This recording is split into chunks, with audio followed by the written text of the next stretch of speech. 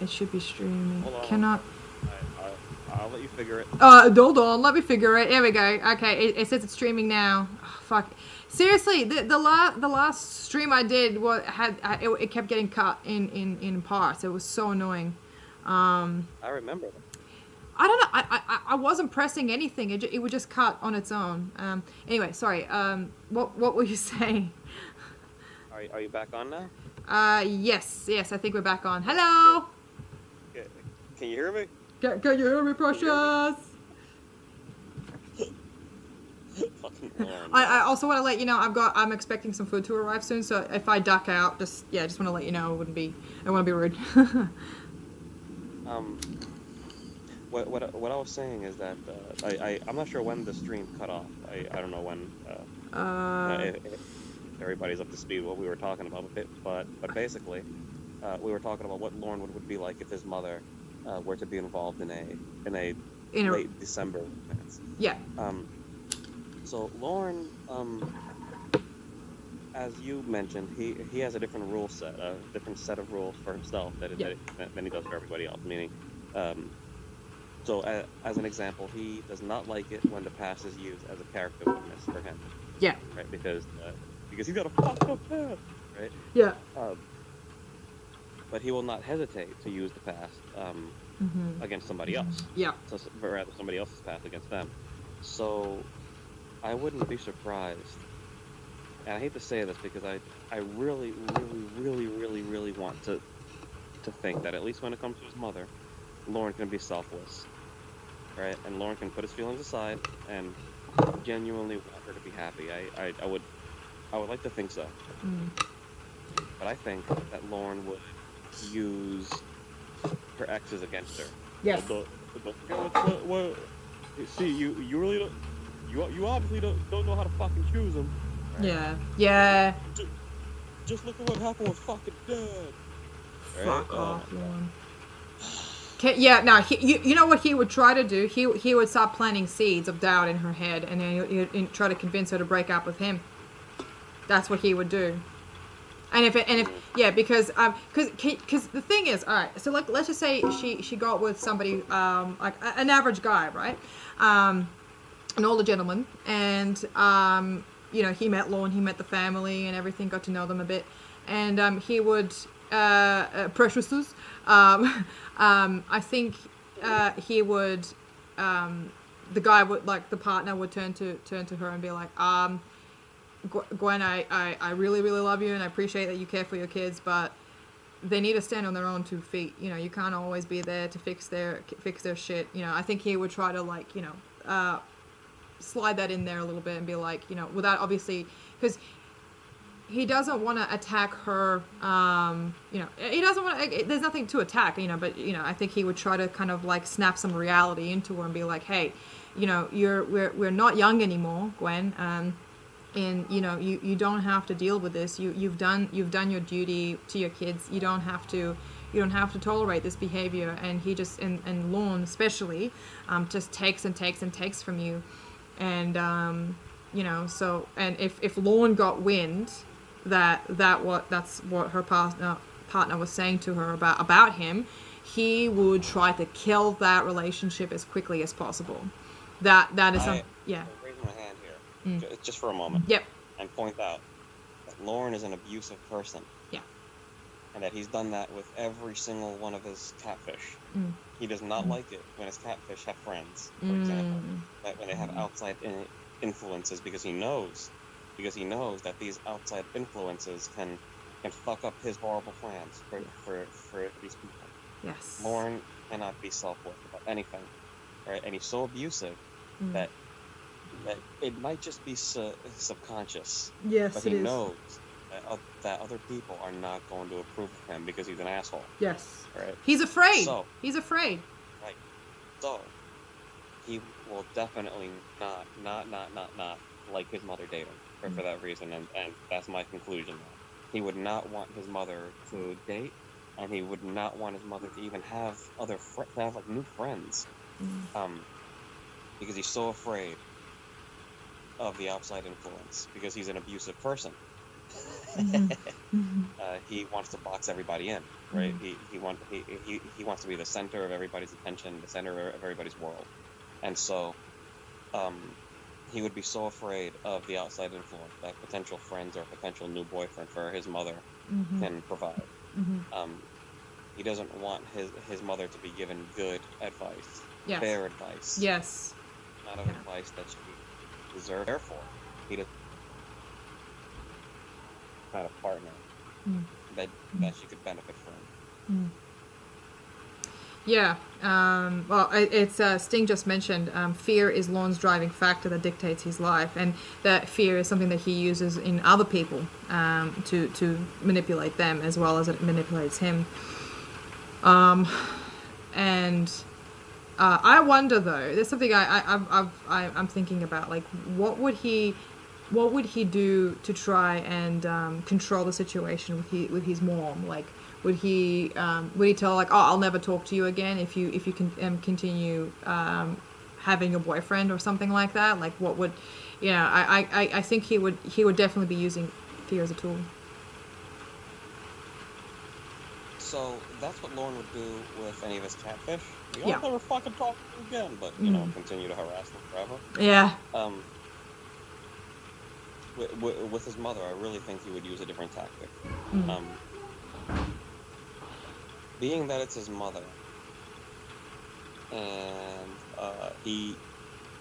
let's be honest, he doesn't have the balls to say something like that to her.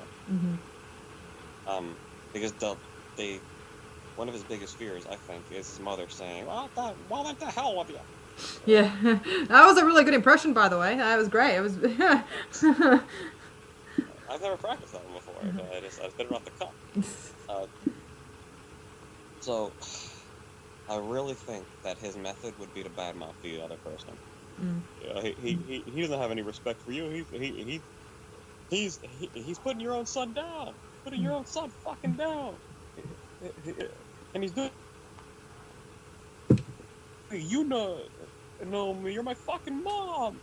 Right? I can hear that. I can. That call's never happened. I heard it. Yeah. Yeah. I don't know. I agree. But I 100% I can agree. I feel that is exactly what he would he would use the same old stint that he used with Ramona with the therapist. It would be like, he's putting your son down, and he's using his that biological loyalty against her in his favor, and it's he's just a fucking disgusting person. Holy shit! Like, whenever you yeah, fucking dad. Fucking yeah, he's exactly like fucking dad. Yeah. Jesus Christ, and I can see him crying. Yes. Crying and calling his mother, telling him, well, I'll talk to you tomorrow. I'm trying to go to sleep. Yeah, right? yeah. And Lorne just continuing to call her because his mother doesn't have a 10 o'clock curfew, and his mother having to set like a 9 o'clock curfew on him. Yeah. Or not a curfew, but a restriction. Yes. Right? Yeah. One can only hope. Scarlet Ebony says sorry, what was that? I sorry. You're right.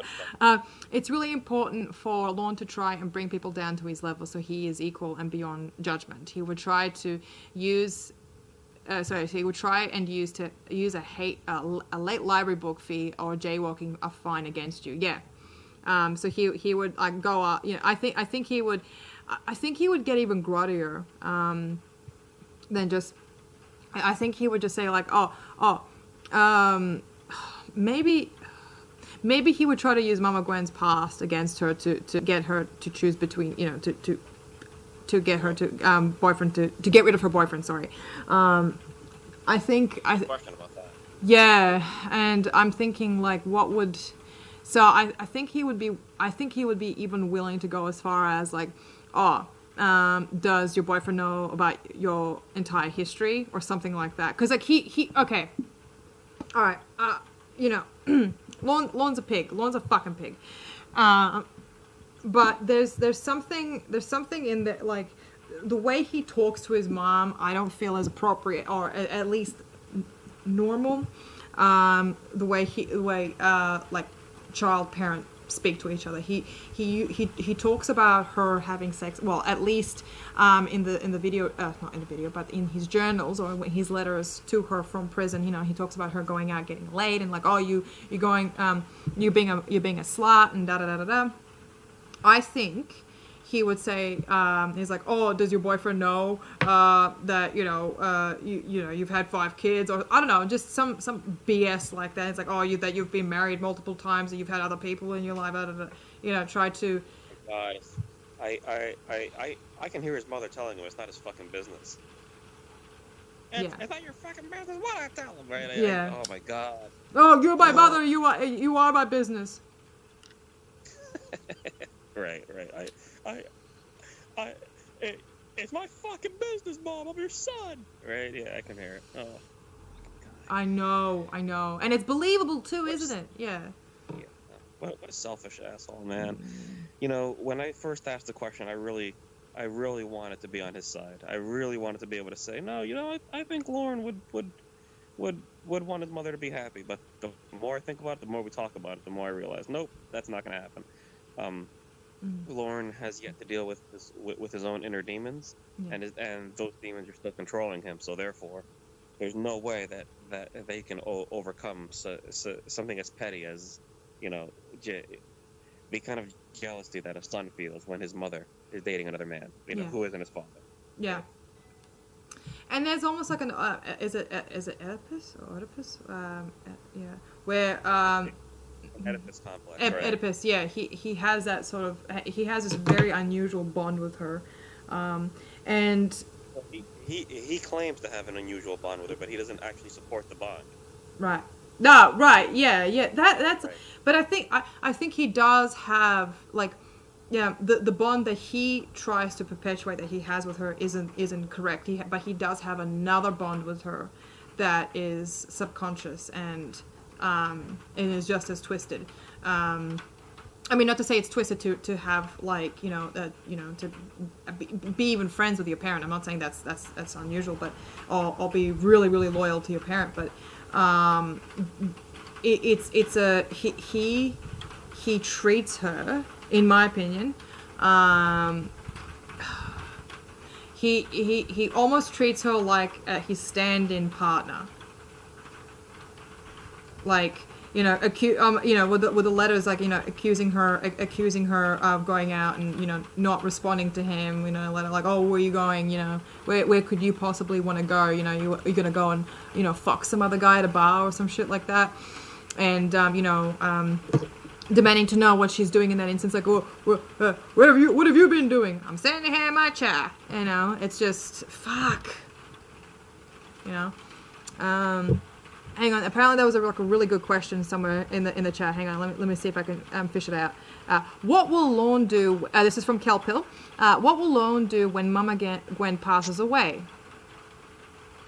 What are your thoughts, Mr. Tanker?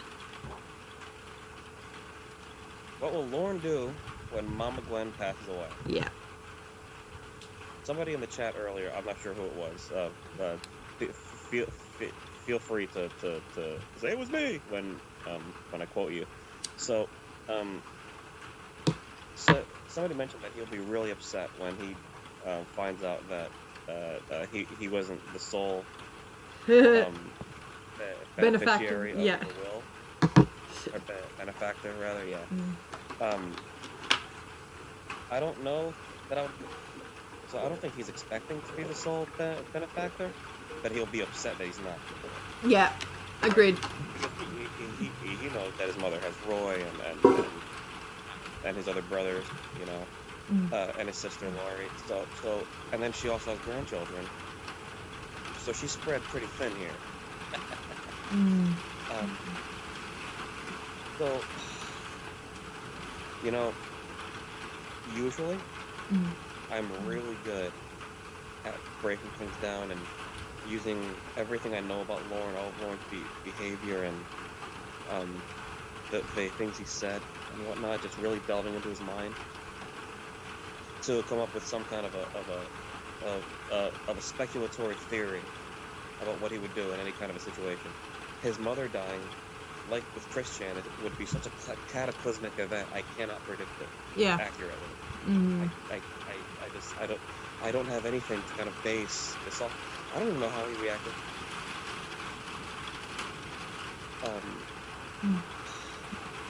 Holothor Let me tanker. finish. Sorry. Holothor tanker. I just want to. I think Rafa's just arrived, so just bear with me. I'll be right back. But please continue. Sure. Sorry.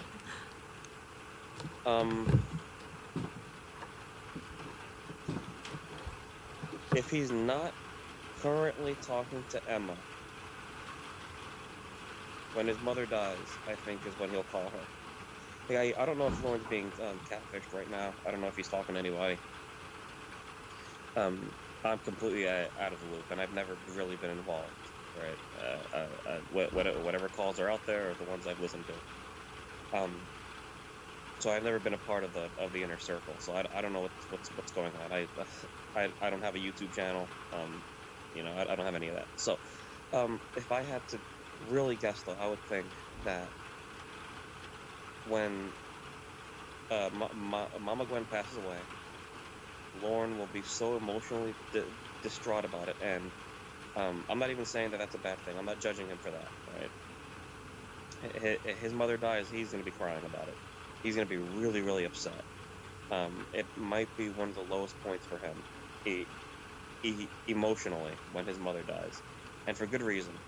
His mother really did raise him. Okay, so let's not let's not downplay that. What I think will happen is that he'll need somebody to talk to. I'm not sure where he stands with Ember right now.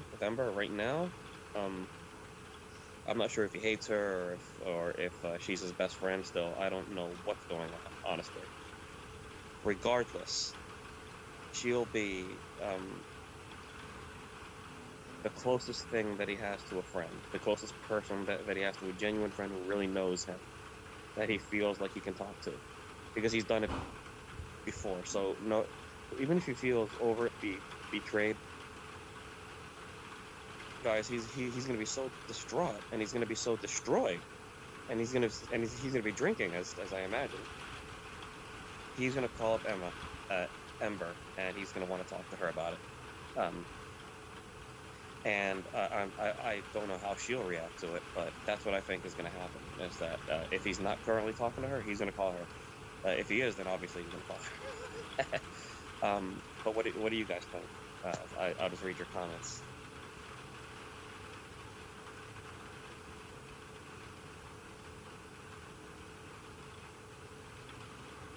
Let's see. I'm going to scroll up a little bit. I'm still wondering.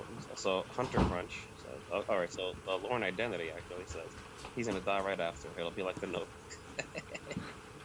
Bro, you have a sense of humor on you, man. You are straight out of pocket. Hello. Hello, Melina. Hello. How are you? What are you eating? Share it with us. No. No. I've got some cold fries here, and a thing. Ooh, hang on. I've got a roll. I've got like a vegetarian kind of vegan thing. It's really good. We all want to hear you chewing. Don't worry, you will, whether you like it or not. You know. So I was about to read some of the other people's comments, and then I'll try to reiterate what I was saying. Okay. Before you left. Okay. So the Lorne Identity says he's gonna die right after. It'll be like the Notebook, in reference to what Lorne will do after his mother dies. I agree. Hunter Crunch says, I'm still wondering Lorne's reaction to Tony's death was. That's a good point. But he was his only friend. Mm-hmm. Let's put a pin in that. Maybe we can talk about that later. Betty Schultz is laughing at the Lorne Identity. Lorne Identity, man. His streams have become one of my favorites in that community, and it happened kind of out of nowhere. It just kind of snuck up on me. And no, it's not because clobbering time left.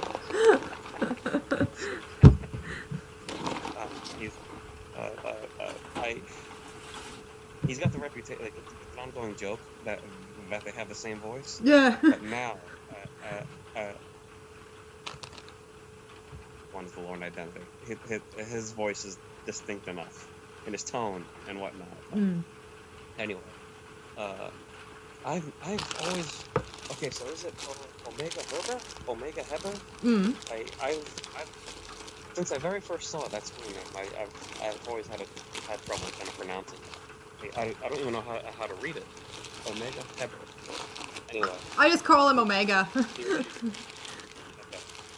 It's easier. He just said, crying and crying and crying. Maple says, I would laugh if she leaves everything to Roy. Yeah.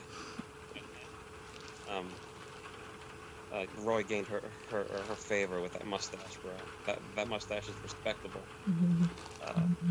Make his mother proud. Scarlett says, he does have a great mustache. PSN account. Okay. So she's talking about the PSN account. Betty Schultz, I guarantee he played that up to his advantage big time, Hunter Crunch. Anytime he can play the victim, he jumps on it immediately. Yeah, that's a very astute little theory there. Probably. Hunter Crunch says, is someone using a power washer in the background, Milena? Are they? I don't know. No, it's just raining here. I kind of opened this thing. Yeah, it's raining in Australia. We don't like, we never have rain. This is a weird situation. I once had a person ask me, since like China and Australia are on the other side of the planet, yeah, does that mean it rains upside down there? What do you think, Milena? Oh, hang on. Rain upside down there? Hang on. So because we're on the southern side, yeah, I would say that the rain actually falls. So we have the clouds here are at the bottom, and then the rain falls up. And I'm actually upside down, but because of the camera, it's just twisted upside down. So I'm upside down right now. It's gonna explode. That could have been a catastrophe. Scarlet Ebony says, make sure the fries aren't cold and they give you the sodas you ordered. Holy shit! Yeah, sometimes. The food delivery system here is shit. So I just want to let you know, don't come here. Don't come to Melbourne. The food people are terrible. They miss out on orders and stuff, and they're like, they leave out the fries. Lee Greer would lose some weight, huh? If he lived down under. Yeah, he would. He would, man. Yeah. 100%. Oh, hey, Patrick. Patrick's in here. Cool. Patrick Teacup Arlo, my man. How are you? So things like the last I heard, Ember called him after his recent prison. So Patrick, what we're talking about is what Lorne would do after his mother dies. What we speculate he would do. So let's see. There's just a lot. There's a lot of stuff here. Sting. Do not say that Australia doesn't exist. It's a deep state conspiracy. Hashtag flat Earth. Don't tell anyone that, please. Sting. It keeps quiet. We have to keep quiet about that. You know about that, Tanka? Like, apparently Australia doesn't exist? Yeah, apparently. Yeah, it's true. So you were saying... Flat Earth conspiracy theory is my favorite of all the conspiracy theories. It's fantastic. I know. So, let's see. So what I was saying, Milena, my speculation, okay, about what will happen when Lorne's mother passes away, is that he will obviously be emotionally distraught. And I'm not downplaying that, okay? That would be for good reason. Yeah. Okay, Lorne just lost his mother. His mother raised him, right? He was raised by his mom. Yeah. And in this case, it's not a joke. Yeah. Because he really was. Okay. Yeah. So when his mother dies, he is going to be a wreck, and rightfully so. And in this case, there's nothing wrong with it. There'll be nothing manipulative about it, right? He'll be crying because he lost his mother. Now, how will he react? I think that he's going to be drinking. Okay. And when he gets inebriated, he's going to get back in contact with Emma, even if he's. I don't know what the situation is, if she's talking to him or if she's not. I've never been a part of the inner circle, right? I've always been very far away from it. I don't even have a YouTube channel, okay? So, I can only listen to calls that are already out. All right, I'm just an observer. I'm just an audience member. However, um, if Lorne is not in contact, she is the closest thing he has to a best friend. Mm-mm. Even if they're not talking, even if he knows that she's been betraying him all this time, she is still and I mean that. Now that Tony's gone, okay, Emma is the last person he has, right? Yet she is the closest thing he has to an actual friend. I think that he'll call her and Yeah. cry to her. Mm-hmm. That's what I think will happen. Hmm. What do you think? Okay. I think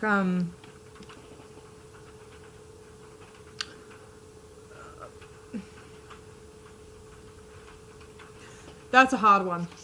I think he'll call up anyone who is willing to listen to him. I don't think he. I mean, it doesn't matter.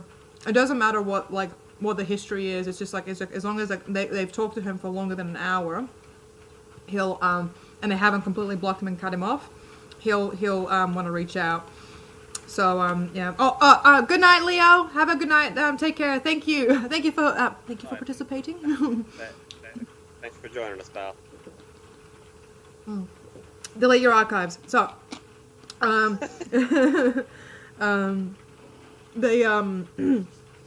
think that he, I think he'll just be reaching out to pretty much anyone and anything that knows him for longer than a few minutes, and I do believe that. Because like I do get that sort of sense that that's the sort of relationship he and Ember had. Like he is so desperate for anyone, yet he would, he is willing to go for somebody who he knows who has betrayed him time and time and time again. So, I think the danger there would be he would try to convince her to continue talking to him just because that his mother died. So he would probably use that against them to continue talking to him because of his grief. Absolutely. In the chat, Malena, you said in all caps, I love that idea. Who the fuck is it you were talking to? Okay. Okay. Thing one, I was actually referring to something that Kelpill actually mentioned, where you and I should definitely do a stream where we talk about conspiracies. Let's do it. I am down. I'm absolutely like down with the homies. If you want to have a stream like that. That would be awesome. That would be great. Oh, and we have to drink. Because, we can't really get into the full crazy unless we, unless sober. That's just not a thing, So, since I'm straight edge, I'll just let you drink my drinks for me. How about that? You know what? I already got 2 bottles sitting in the fridge right now. Oh, that's so cute. You have a bottle there for me. For you? What do you mean? You can have it, sweetheart. I'll get you another one. Don't worry. Both are for me. Okay. What do you guys think though? What is there? I'm very curious to know. All right. What's thing 2?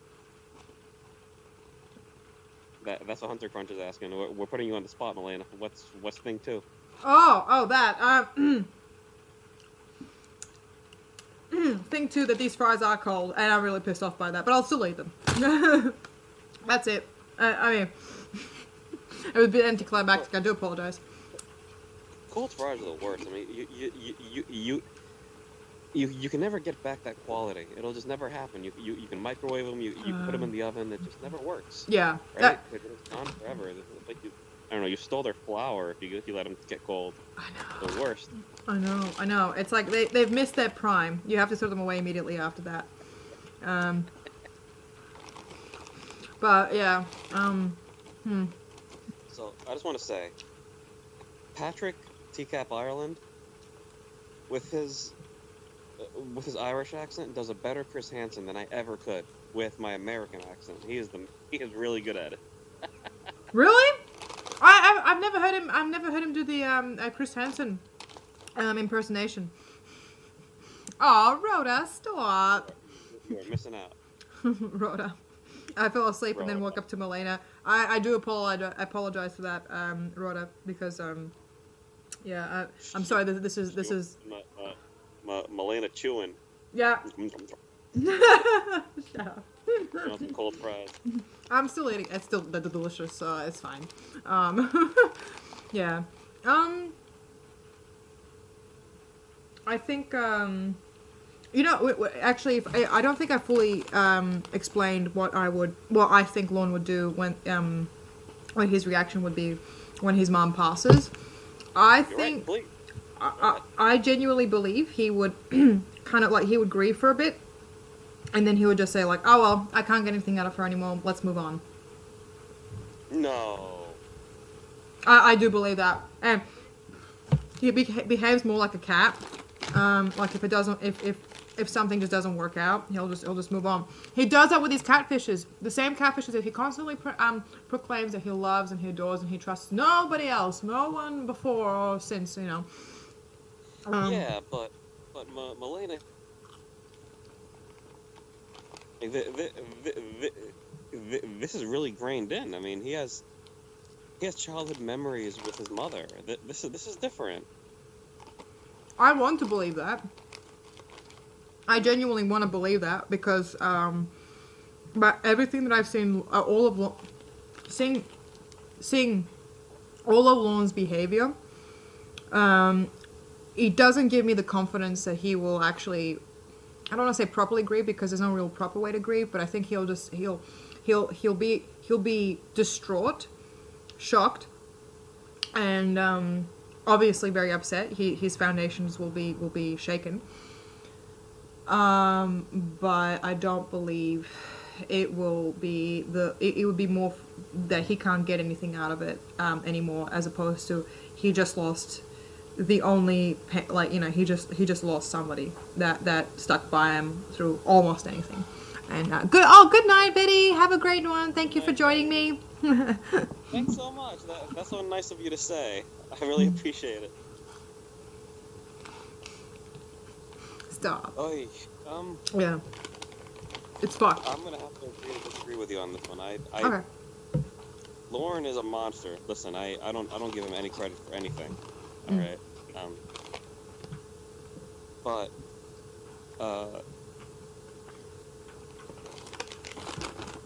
his affinity for his mother. Okay.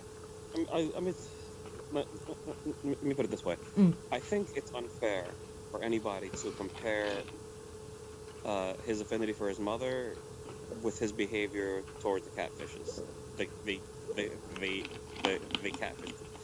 Is it catfishes when it's like the online fake person thing? Yeah. Or is it still catfish for its plural form? Oh, plural catfish is still plural. Huh. Oh, catfishes. Hang on, catfishes. Well, I've heard both. I think catfish is plural as well.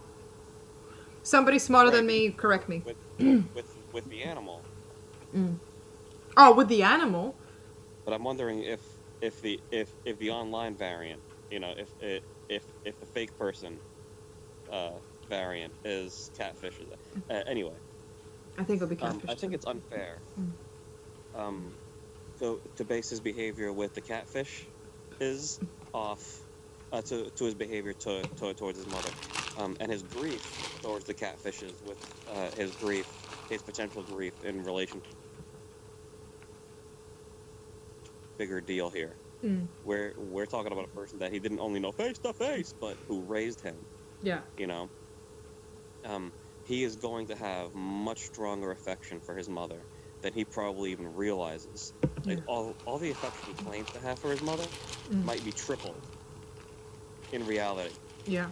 When his mother dies and he has to deal with all that raw emotion. I see where you're coming from, and you're probably right. I'm open to being wrong. I don't think so, though. I really, really do think.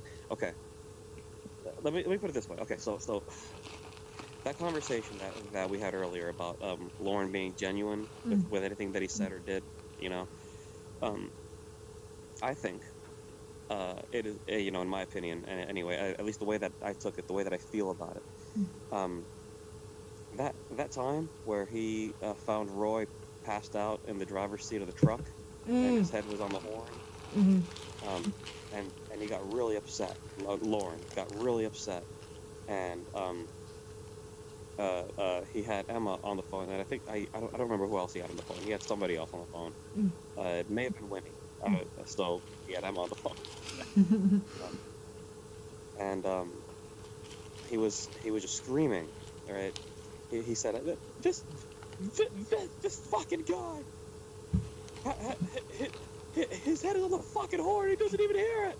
And he was just screaming, and he was really, really upset. But at one point, he says to Emma, and he starts crying, and he says, "I'm so fucking tired of this shit, Emma. I can't fucking deal with this anymore." Right? He was just really, really mad. But it was emotional. And he was, I think, okay, and maybe you'll disagree, but I think that was genuine raw emotion when it came to his brother. He was so frustrated. He was so scared for him, and he just felt it just hurt him to see Roy that way, right? It was infuriating him. It was to see Roy that way, to see just how irresponsible Roy was being, and how horrible his alcohol abuse had become. He was disappointed in him because that's his older brother. There were just so many emotions there, right? And they were real. I think they were real. That was one of the very few times that I don't think Lorne was trying to manipulate anybody. I think he was really upset about what was happening, for a multitude of reasons. Just an overwhelming amount of feeling. I think his heart was hurting, and his soul was hurting, and his brain was hurting. Yeah. And I think that's where those tears were coming from. And now he did have somebody else on the phone with him. I don't know who it was. It may have been Winnie. It may have been, who the hell was it? Maybe somebody in the chat will be able to tell us. But whoever that other person was, I think may have been his girlfriend at that time. But he still cried to Emma. He didn't cry to his girlfriend. He cried to Emma, because Emma is the closest he has to an actual best friend. Right. And in that time of just absolute need and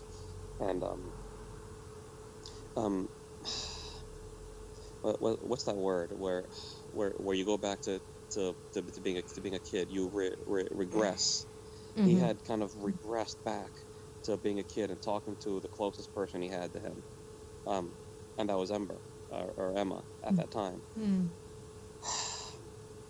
Being that I think that moment was real on Lauren's part, I have a hard time believing that when his mother dies, it's not going to be a big deal to him, or that it'll only be a big deal to him for a very short amount of time before he just moves on and just lets it go and starts using it and starts using his mother's death to try to manipulate his way into somebody else's sympathies. I don't think so. I think that it's going to be real for at least a long time. He'll get over it eventually, and then he'll start using it, for The same old shit. for the sympathies. So I do agree with you, but I think it'll take a lot longer than what you're giving him credit for. And I think his initial reaction, I think his love for his mother, is being downplayed.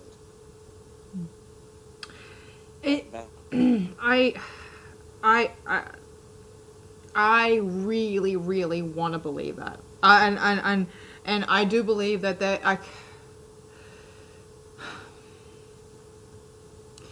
when he I do believe that he I do want to believe that he actually will with the Roy with the Roy situation. I think it was his frustrations more towards him having to take care of him, as opposed to like being actually worried about his own life and his choices and what have you. I think it was just, I think Roy poses when Roy is going through issues, he's an inconvenience. But when Roy can help him out with stuff, he's obviously going to, he's obviously the best person in the world. And when anything that inconveniences Lorne, he's more than ready to cut that out, to cut them out. And if they inconvenience him for an extended period of time, like that isn't that he know, and he not knows, he believes that he will be able to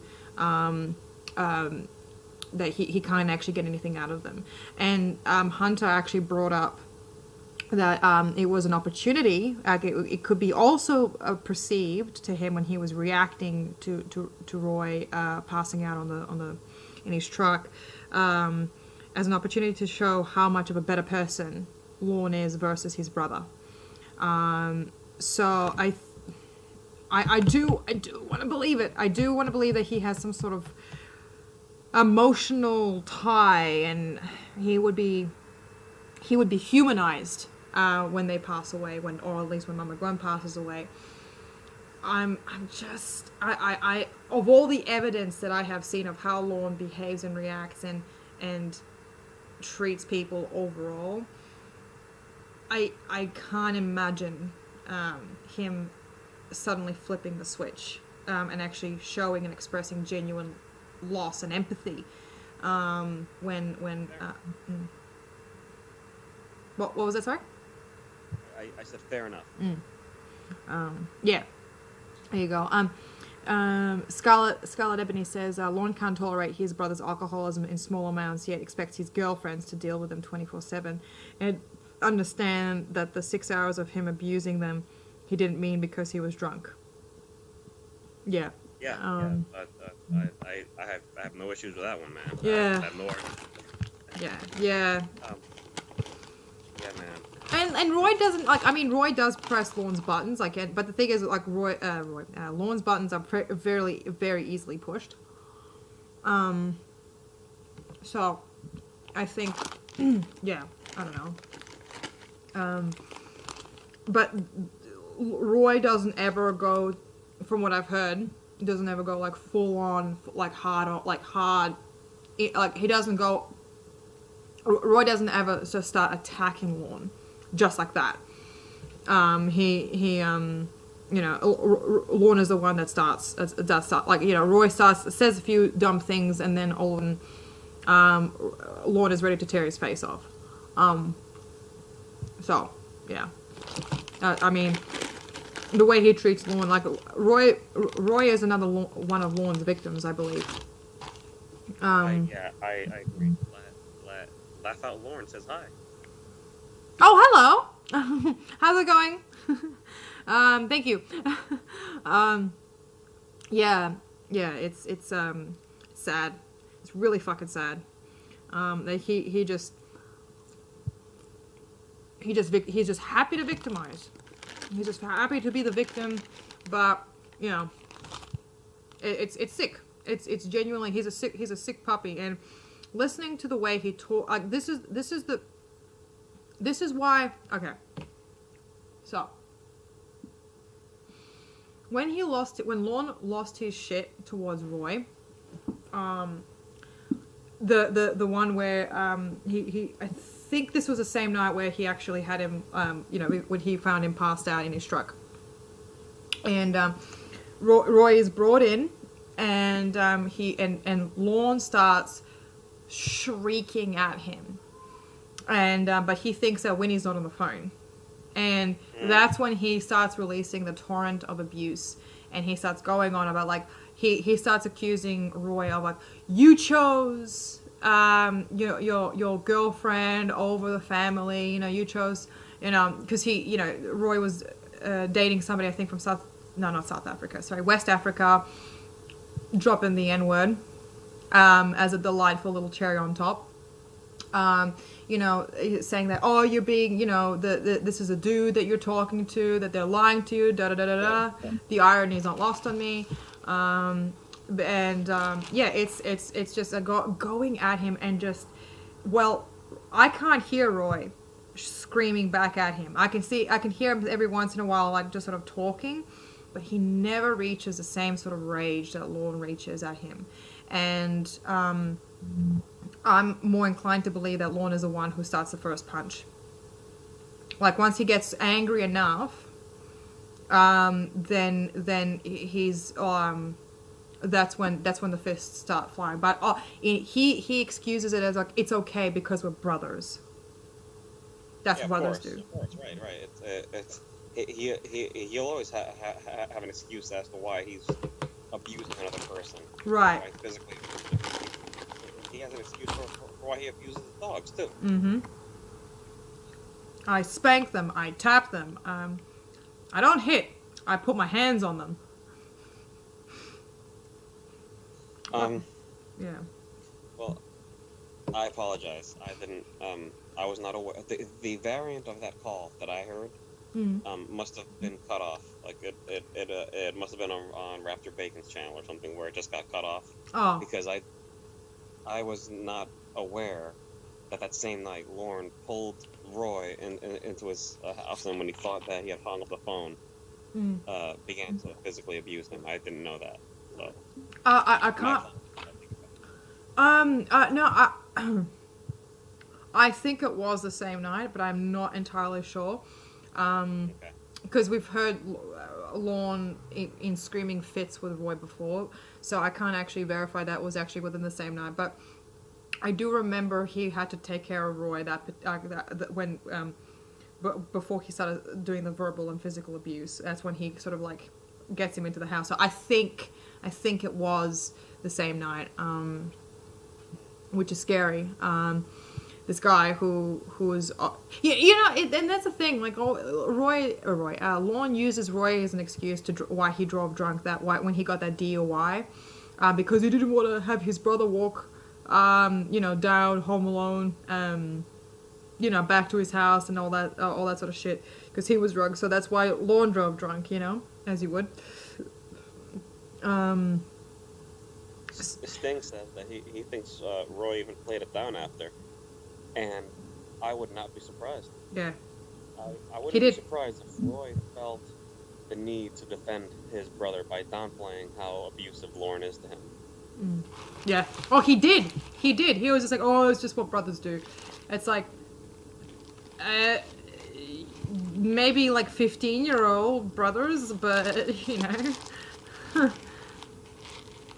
Yeah, a few sips over the limit. Yeah, fucking shit. Even so, I still stand by what I said. I do think that Lorne would genuinely. So here's an interesting question. I know we've had variants of the conversation, and this question has been asked actually 1,000 times, but I want to ask it a different way. Okay. So, Lorne obviously has a way of crying when he's trying to get his way, and he doesn't get his way, and he gets frustrated. He'll start crying to try to manipulate the situation. Right? And multiple catfish have called him out for it. So here's my question. I'm not asking whether Lorne was genuinely in love, or if Lorne was or wasn't. It's a question. It's in a little bit different way. So I'm not denying that Lorne obviously uses his crying for manipulation, but do you think that Lorne has ever cried? Well, okay, when we've listened to him, right? When we've listened to him, has Lorne ever cried because his heart genuinely hurt? We all know that feeling. When our heart is broken and it really hurts, right? We just feel like we feel literal actual pain in our heart, in the center of our chest. Do you think that Lorne has ever cried because of that? While we were listening, has that ever happened?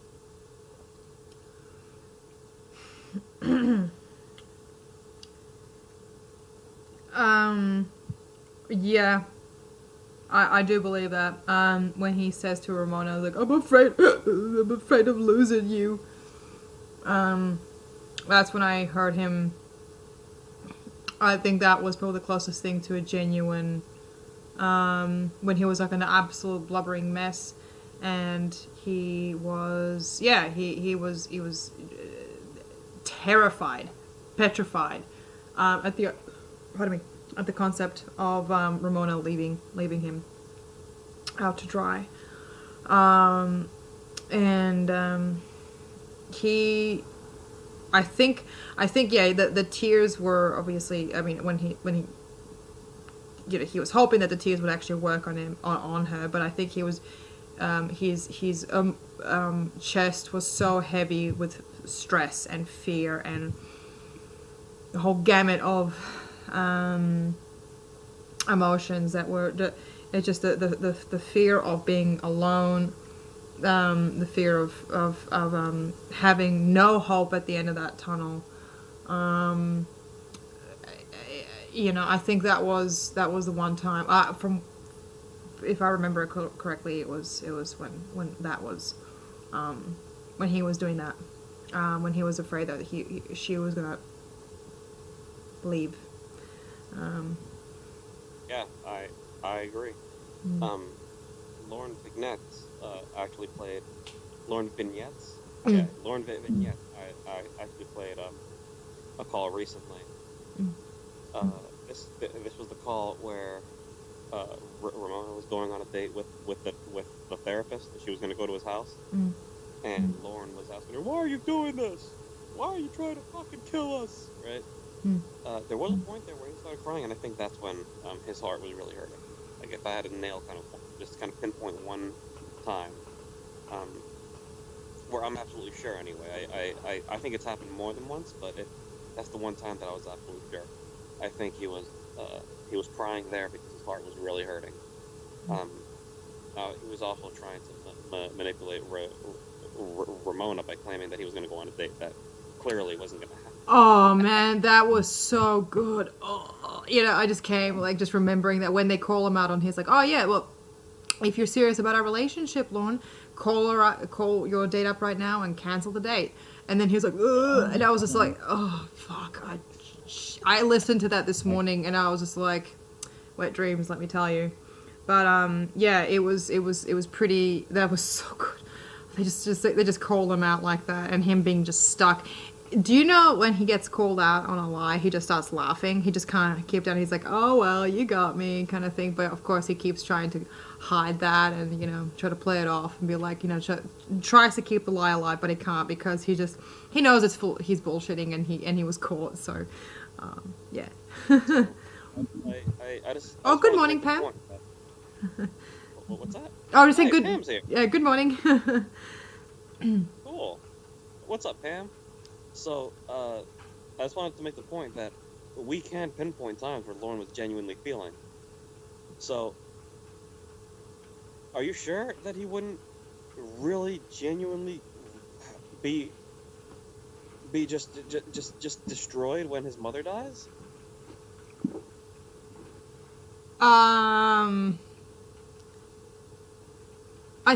Yeah, he would be distraught, but I don't think it'll be lasting that long. I don't think.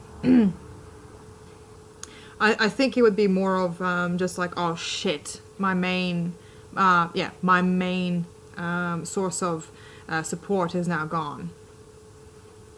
I don't think it'd be like, oh my god, I just lost my mom, the one person who raised me, who helped me get from A to B. So that's what I think. Unfortunately, as I said, it's just too. Lorne's too much of a fucking self-centered piece of shit, and I think it would be, yeah. I think that would be it.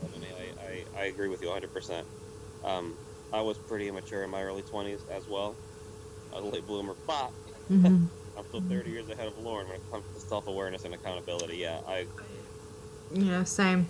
Yeah, I think we're all of us. I mean, even some of the young, even some of the young lonographers, who are in their early 20s, actually exhibit more uh, um, maturity than Lorne could get in his entire life. yeah, I agree. I want to ask you the opposite question now. Just asking questions. Mm. What's wrong with asking questions? So, is there a number one point where Lauren was crying where you can definitely 100% say those tears aren't real? Those are crocodile tears, and he's just using those to try to manipulate the situation. Or when he was using them for purely for pure manipulation. Yeah. I'm just trying to remember. Because there's a fair few. What? But my favorite Want me to one. answer? Yes, please. Yes, please. Okay. So, if I had to pick one, maybe it's because it's my favorite. But when he was in that very classic call from 2017, Mm-hmm. the one that just showed up on YouTube out of nowhere and just caused a shockwave in the TCAP community. Mm. When he was arguing with Ramona about how she saw the doctor naked and how he saw her naked and in her panties, and he just went on and on and on. They had a 6-hour conversation that ended in him talking about his mailbox. The fucking He at some point mailbox. started crying, Mm-hmm. and he just kind of bursted out crying. are, are, are, are you crying? Yes. Why are you crying? Yeah. Because you're not being honest with me. Lauren, I'm being honest with you. No, you haven't. No, you haven't. I've been honest with you about every fucking thing. Why did you tell me about him saying you're naked in your panties? Oh my god. Yeah, that would be him. That would be. Oh man. I basically I need to. Oh, damn it! I don't know. Now that I'm thinking about it, okay. I don't think I'm ever. Listen. Strike me down if there's ever a point where I'm crying about some woman being in her panties. Right. That's just that is so silly. I know. It is the dumbest thing. It is like a lot of like it's honestly astounding how if you actually sit back and you actually listen and you really look at the situation, he's crying over fucking panties and bra. Like it's like You know, if it really bothered him that much, really, let's just be honest. Okay, look, if I was in that situation, and my girlfriend had this guy who obviously really likes her, and she didn't want to get rid of him. Well, and he saw her in her panties. I have two options. I would say, all right, listen, I need to know how that happened. Okay. If you're not willing to tell me, then you have to understand that I'm going to think there is something deviant about it.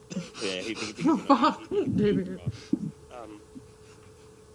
And if you genuinely do not want to tell me, okay, if you don't think that it is important to tell me something that I find very, very important, and that I am so uncomfortable by this really unwilling, then we can no longer be together. Okay? Communication is very, very important to me, and I know this other guy. saw you. I need to know. And the other thing, regardless of how it happened, I need your word that it's never going to happen again. Because I'm so disturbed by this, okay? This really bothers me now. I can't see myself ever being in that position because it was an accident, right? Yeah. And shit happens. I would probably talk to the guy and ask him, so, my wife has some nice tits, huh? That's why I fucking married her. High five. Baby, bro. Right? Man. But I don't have little dick syndrome like Lorne. And I do empathize a little bit because Lorne can't even be with her, right? While this doctor gets to see her tits. So, I can see where his pain is. But he was acting like a little baby about it. So, anyway, that situation it really invoked my imagination because of just how he was crying about it and then the whole you got to get in your panties. Hunter Crunch asked me a question. He asks, I assume that Hunter Crunch is a guy. If I'm wrong, if it's vagina, I apologize. Thank you. Would you cry if your girlfriend slept titless next to Dan? Listen, no girlfriend of mine would ever be titless, so Dan can have her. I'm a. Yeah. I think he meant shirtless. If that was a Lorne reference, I don't know it. So Lorne said titless? Yeah. Okay. So basically, he Winnie, because he was having a go with Winnie because she slept in a bed naked next to Dan, and he was supposed to say shirtless, but because he was worried about her tits hanging out, so he mixed the two together and came up with titless, which is delicious, which is hilarious. He was really going then, huh? Like he was really upset. Yeah, and as somebody who cares about the chest, I would be very upset that the person that I was interested in could just like unhook the breasts and just pop them, like hang them on the wall or something like that. That would be pretty upsetting because I'd be like, oh shit, they're not real, like, damn. If you're gonna rest them anywhere, rest them on my face, please. Yeah, exactly. Just like, listen, sweetheart. Like, I know you need to go for a shower. Just put them. You're not thinking about my feelings. Exactly. Yeah. Just put your tits on my face while you go have a shower. It's all good. We're fine. I mean, we could make it work. So, I'm gonna skip off for a minute. I'll be right back, and then we can get back to talking about about your favorite time or a time that you can pinpoint where you're very, very, very sure that Lorne wasn't really crying. He was just playing it up. He was just using crying to manipulate his then girlfriend. Okay. All right. I'll definitely I'll try and dig mine one out for you. So. Great. Yeah. All good. Are you actually gonna jump off Skype yet? Okay. Yeah, no. So it's just us, ladies and gentlemen. Just you and me for now. Yeah. Could you imagine a woman screaming and crying because someone saw your boyfriend in his boxers? There are some people like that, strangely enough. Met a few myself. I think Lorne was more jealous about Winnie having access to a bed. Yeah. Holy shit! I just realized, like, I've seen some photos of Lorne's bed. They look brown. The sheets look brown. Unless he actually went out of his way to get brown sheets, I think they might have been like a light color or like a yellow color at some point in history.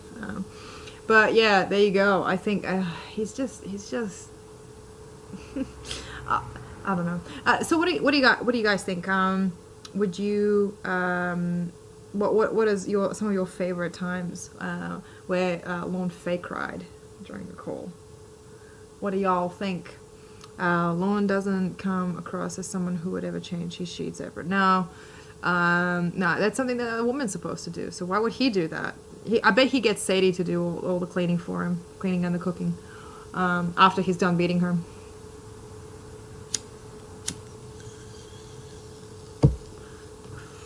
Ooh, actually, we'll play a little call.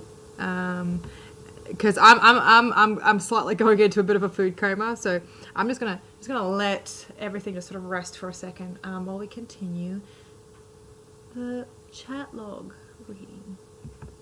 Everyone you talked to yourself naked? No way. Oh well. Okay, I was wondering. Oh well. Be right back. Gonna get another drink. Okay. Back. Boy, you must be thirsty. You drink a lot. Oh well. I usually drink coffee, but I'm trying to get rid of this cold. Oh well. Oh. Lorne, seriously, girl, Lorne. If you're so desperate to get rid of that chest cold, just drink water, drink some juice. You know, why you know, coffee has sugar in it, and if it's a bacterial infection, then having a lot of sugar, because he takes sugar in his coffee, yeah, it would probably make it a lot worse for him. But hey, you know, you do you, Lon, you do you.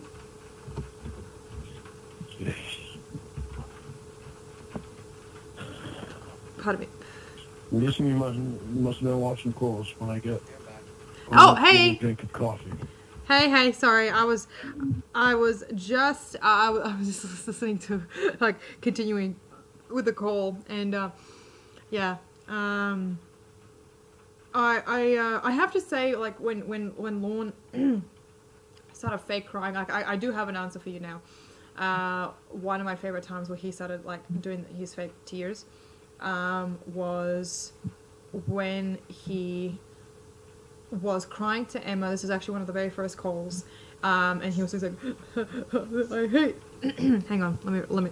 I'm gonna try and recreate this. I hate yeah. I hate the fucking internet. It's caused me a world of hurt. And then just throws the phone at his stepmom to talk to her for him.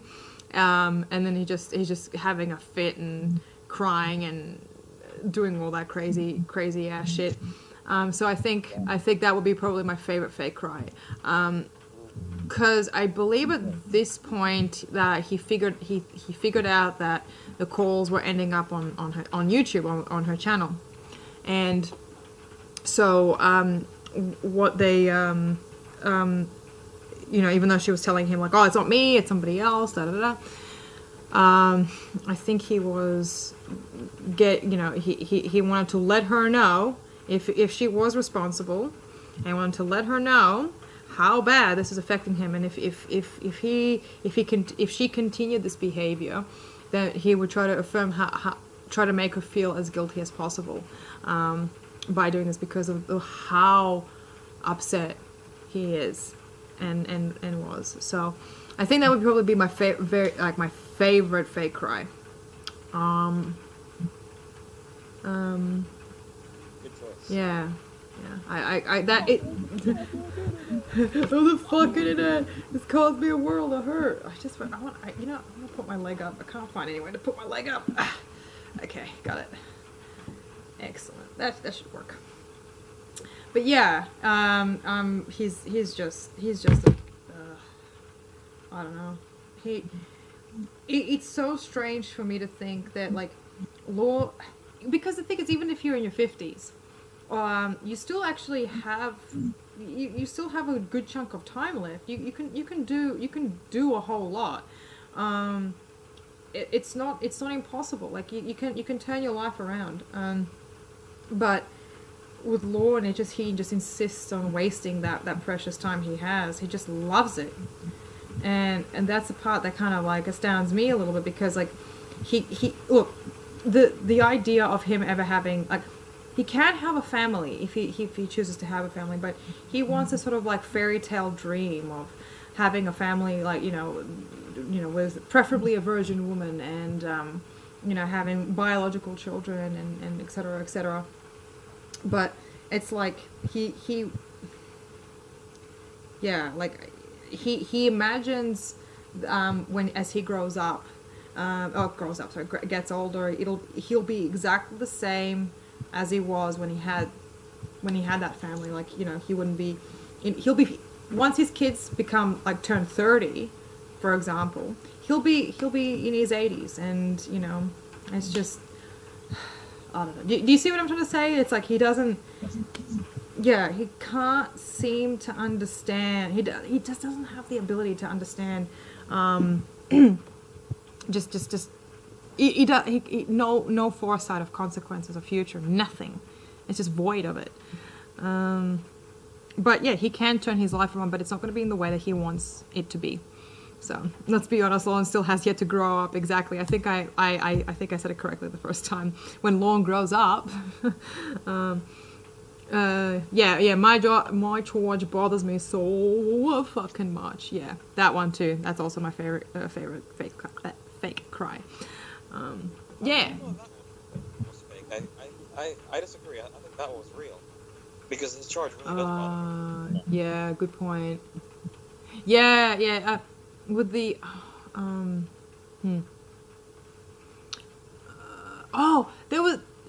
there was another really good. There was another cry where he was talking about how he's afraid of. He was afraid of what. He said that he's afraid of what people think of him because of his charge, and he's. I remember one now. I remember another one now where he's like, "I'm not a fucking sex offender." You know, it's so good. Oh, yeah. But yeah, no, I wasn't gonna say anything. I was about to give you the floor. I think what you and I classify as fake crying is different. Oh. Because the I'm not a fucking sex offender. Look, listen. I'll have to register as a sex offender. But I'm not. It's so good. No, okay, so he's being a crybaby. I'll agree with that. He's not taking responsibility for anything, and he's not displaying any respectable humility. Yeah. Right. A respectable individual who is in his position, because believe it or not, that is possible, right?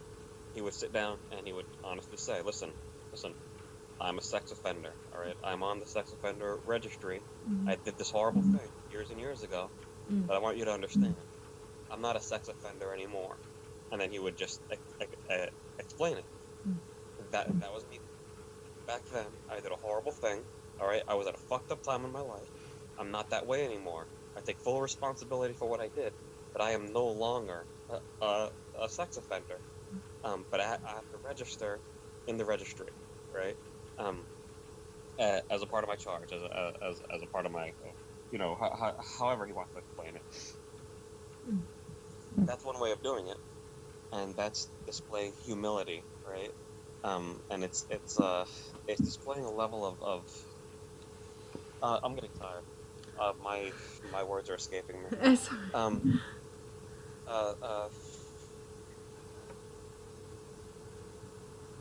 He's displaying dignity. But the way he did it, I'm not a fucking sex offender, and he was crying about it. Yeah. He was being a crybaby. Yeah. So I think that those emotions are real. You got to remember that this was before any. Now, he would still do it today. I guarantee it. So don't go thinking I'm giving him too much credit. But this was before anybody got through to him that he really is a sex offender. Right? This was before he talked to Tiffany at all. Like, so. I think that those emotions were very real. That he was still feeling very subjected, and he was still feeling like he was the victim back then. Which he still does. Don't get me wrong, but now it's been drilled into his head that he's full of shit. By a much more effective source. So when he was crying about, oh, what a fucking sex offender, that I think that was real, but that he was being a crybaby. Right? So fake crying is like the panties thing, where he was only crying because he was trying to manipulate Ramona into feeling bad for him so that she would tell him what he wanted to hear. Does that make sense? Yeah. Do you understand the difference that I'm trying to kind of pinpoint or highlight? Yeah. So, I think the tears were genuine. That's what I'm trying to say. As pathetic as they were, and as much as there's no need to empathize or feel sorry for him during that time because he was being a little crybaby. Oh my fucking god. It was real.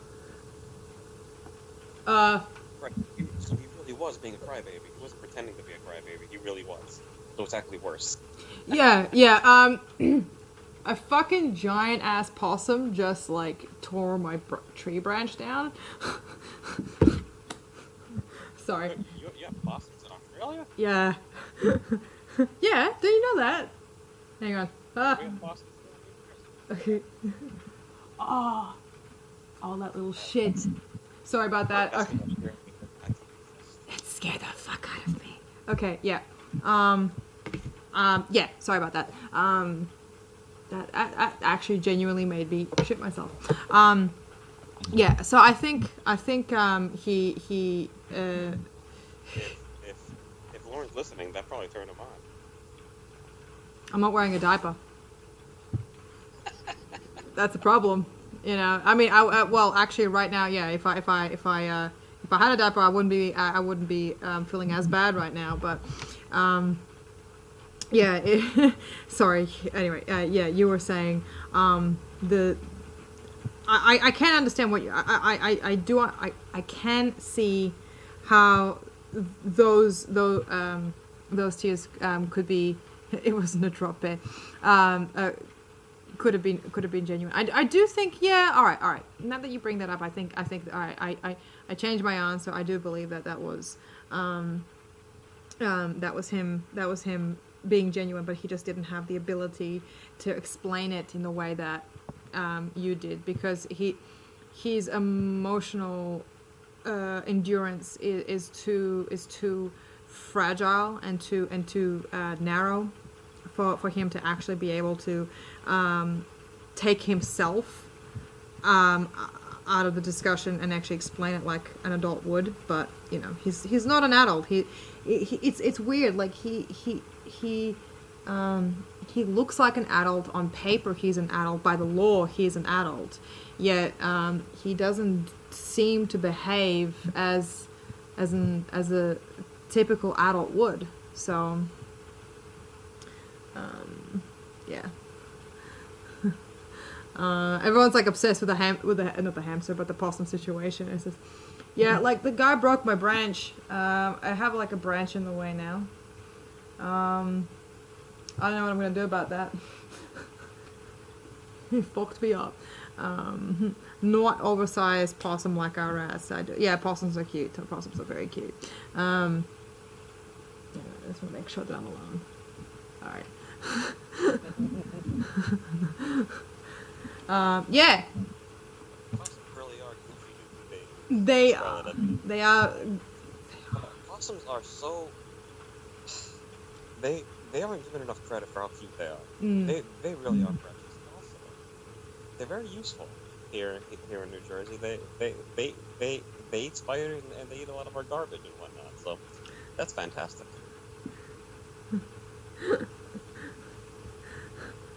New Jersey's full of garbage and spiders. So yeah. Fucking spiders. Spiders up your fucking legs. Girl, you don't know what you're talking about when it comes to spiders. Like, we got spiders, we got spiders, we got snakes, we've got jumping things, we've got marsupials. It's a shopping.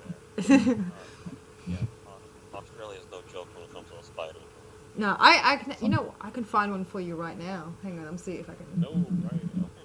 Okay. You don't care about the spiders? Hang on.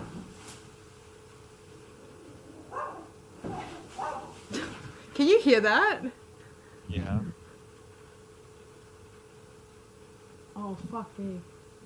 You know what? I'm gonna throw in my chip.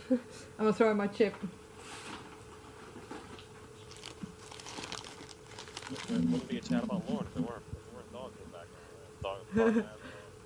Hey, possum.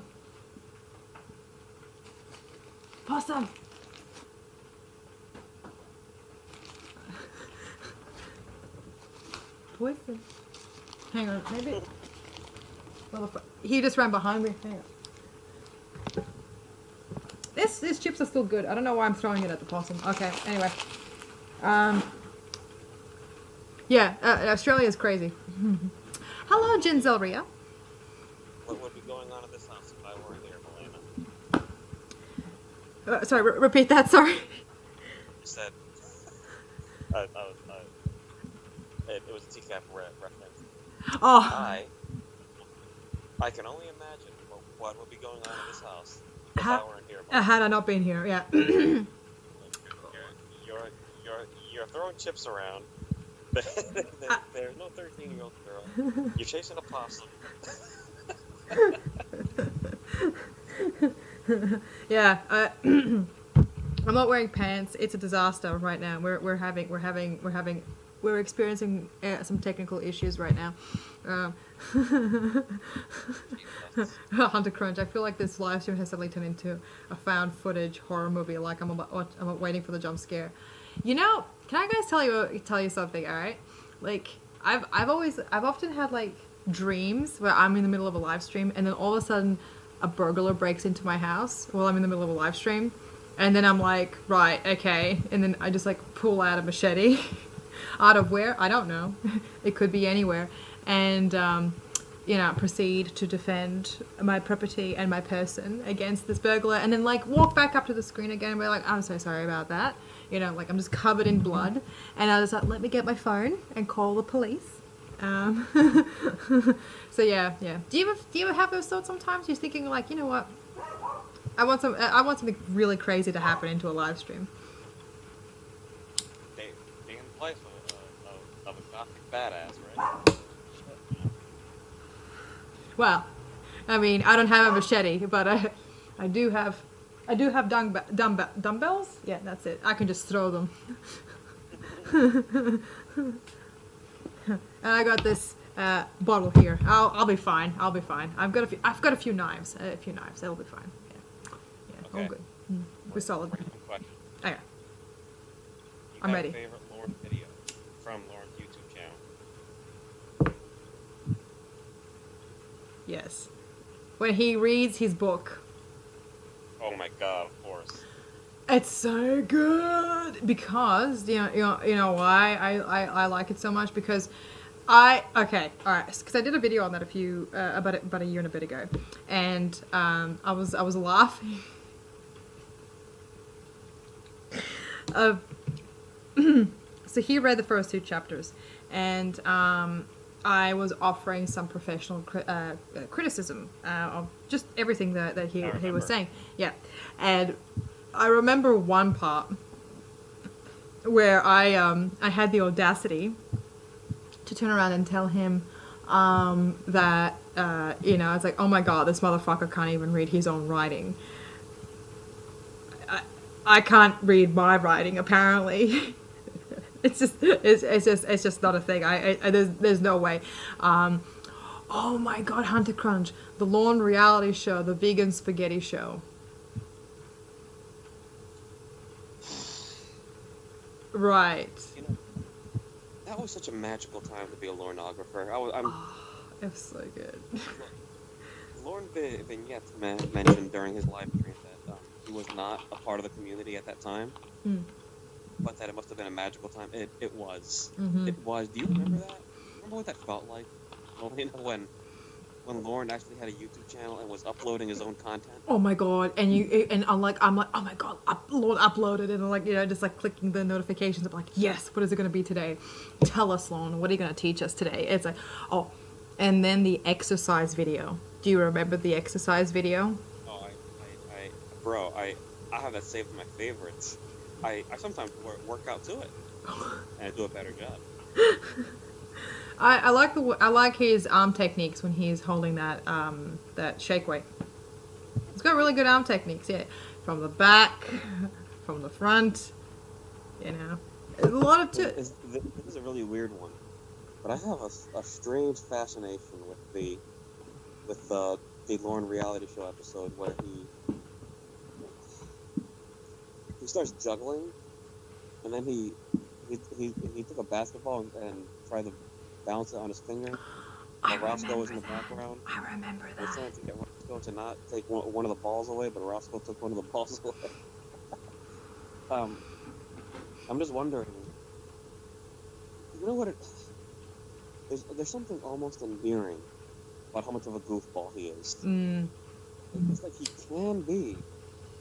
could have been somebody really entertaining to talk to if he only hadn't tried the right kid. It's just, I don't know. There's something about that. I really feel like that one particular video is a glimpse into how charming Lauren could have been had he not been a child predator. But do you think like let's just say for example you discovered him on YouTube and you saw these videos first and then it turns out like how and you laugh at him and you know you're just like, oh my god, what is this guy fucking thinking? And then like how would you feel if you found out that he actually was an RSO? Right. So that's very interesting. First of all, I don't think I can get through any of his videos. I would find his video and I would just assume that it's one of those kind of old that it's one of those videos that's reminiscent from YouTube's heyday, right? When people would just upload random videos of themselves. Yeah. So good. Those are the days, man. Show or YouTube, an ongoing YouTube channel vibe, right? Where people weren't making money off of YouTube. When days were simpler, and yeah, people did it actually because they enjoyed doing it. I do genuinely miss those days. Yeah, because it's like you could tell somebody, you know, who who actually just enjoyed producing fun content for people to be entertained by, but that's been, you know, like that's just gone now. I'm not saying that I don't actually have an issue with monetization of YouTube channels, but it's more of just like it's become a business, and you don't have to have passion for business. Like now you have like a whole bunch of these super successful channels who are just vlog channels and you know, like just vlogs basically, and they're just some of the most day-to-day sort of stuff, and they make a killing on that. From that, like, you know, and like people making a killing because they're videotaping them opening up presents. Like, hello, where did I don't know. I feel it's so. Yeah, I get it, man. I'm with it, but with those with that particular Lorne video, had I discovered it without knowing who he was, I probably would have been looking up a tutorial for juggling, and maybe that's how I would have found it. I actually wanted to be able to bounce a basketball on my finger, but I've never even tried it. Even tried to do it. I never even tried to do it. Sorry. I never even tried to fucking do it. So let's just say that I found that. So it's got that very homemade fucking food. He just set a camera down and he started talking. He showed us how to make the recipe or whatever the fuck it was. I don't remember what he was making. But then he started juggling, did the basketball thing while the recipe was being made. You see, I would have found that charming, but I don't think I would have made it through the whole video, knowing myself. Because Lorne did such a bad job at everything he was trying to do. So he tried to juggle, but he kept failing. He couldn't even fucking juggle. Right. And he didn't do a good job kind of taking us through the recipe. So I don't think I would have won. Now, had I found out afterwards that he was on the RSO, honestly, I don't think I would have cared. I don't. Listen, my fascination with Lorne comes directly from TCAP. Yeah. Right? It was that presentation that sparked my curiosity. If I had discovered him any other way, I don't know that I would have the same level of appreciation and fascination, obsession, honestly, with him. There is the possibility that I would have afterwards seen him on PCAP and recognized him and then gone back to that video, maybe. And that would have been extremely alluring. I don't think I've ever been in that kind of situation before to be able to really compare. But that would have been extremely alluring, to say the least. I don't know where else to go with my answer to that question. What do you think? Well, it's interesting. Well, do you think, judging by the videos on their own, not knowing the TCAP thing whatsoever, do you think he would have been a great lolcow? Do you think he was lolcow material, just based on the videos alone? Because there's something entertaining about them, and not necessarily just because it's a fucking predator from the show, but there was a lot more oomph in his videos than a lot of, say, example, vlogging channels would have. That tend to like over-explain a very simple situation, or just very, very dull day-to-day kind of stuff. So I think I think he's because he actually showed people very specific things, like this is what we're gonna do today, and his delivery on everything. Sorry.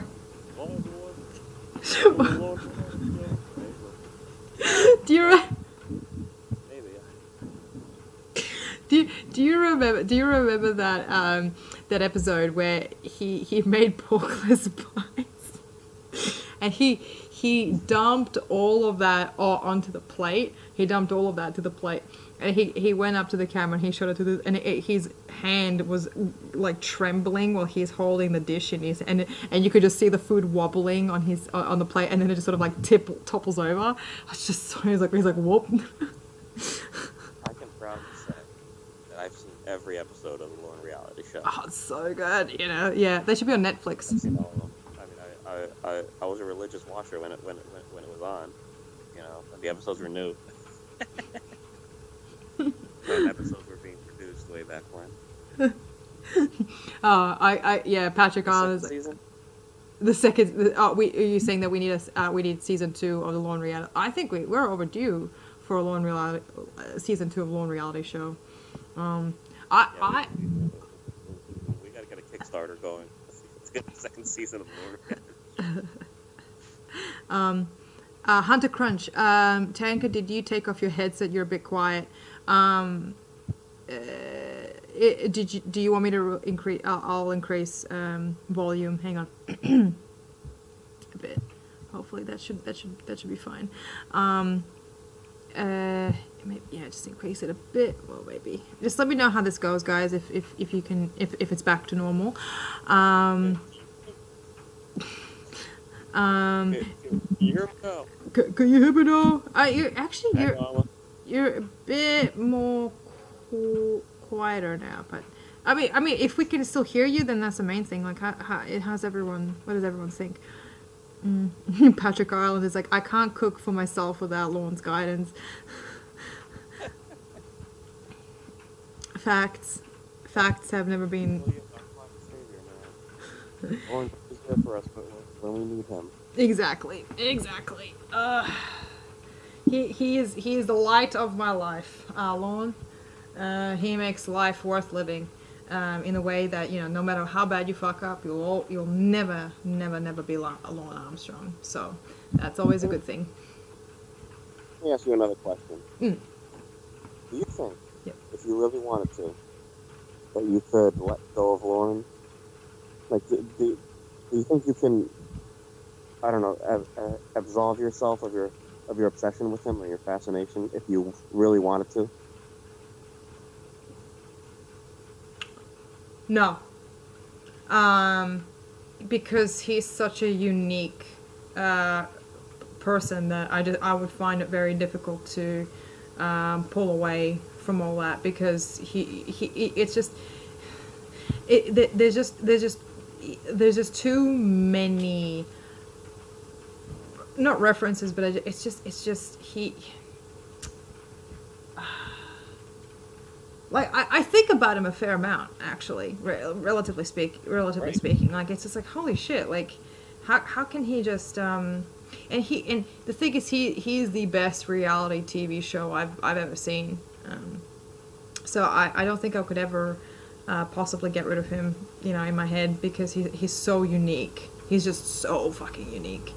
Yeah, he's kind of like Sylvia on the Truman Show, Mm. where the producers tried to get rid of her, but they could never erase the memory of her. Mm-hmm. Yeah.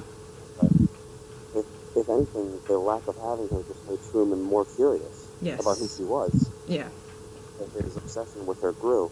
Anyway, Mm. um, Yeah. I 100%. I compare Lauren to just to an ex that I was really in love with. Mhm. That I was madly so I've gotten rid of basically everything. Mhm.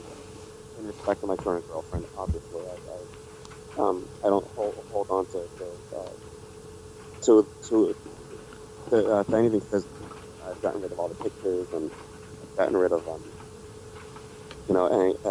anything she may have gotten me that was overly sentimental. Mm. I just got rid of it. But the memory will always be there, and there's nothing I can do about that.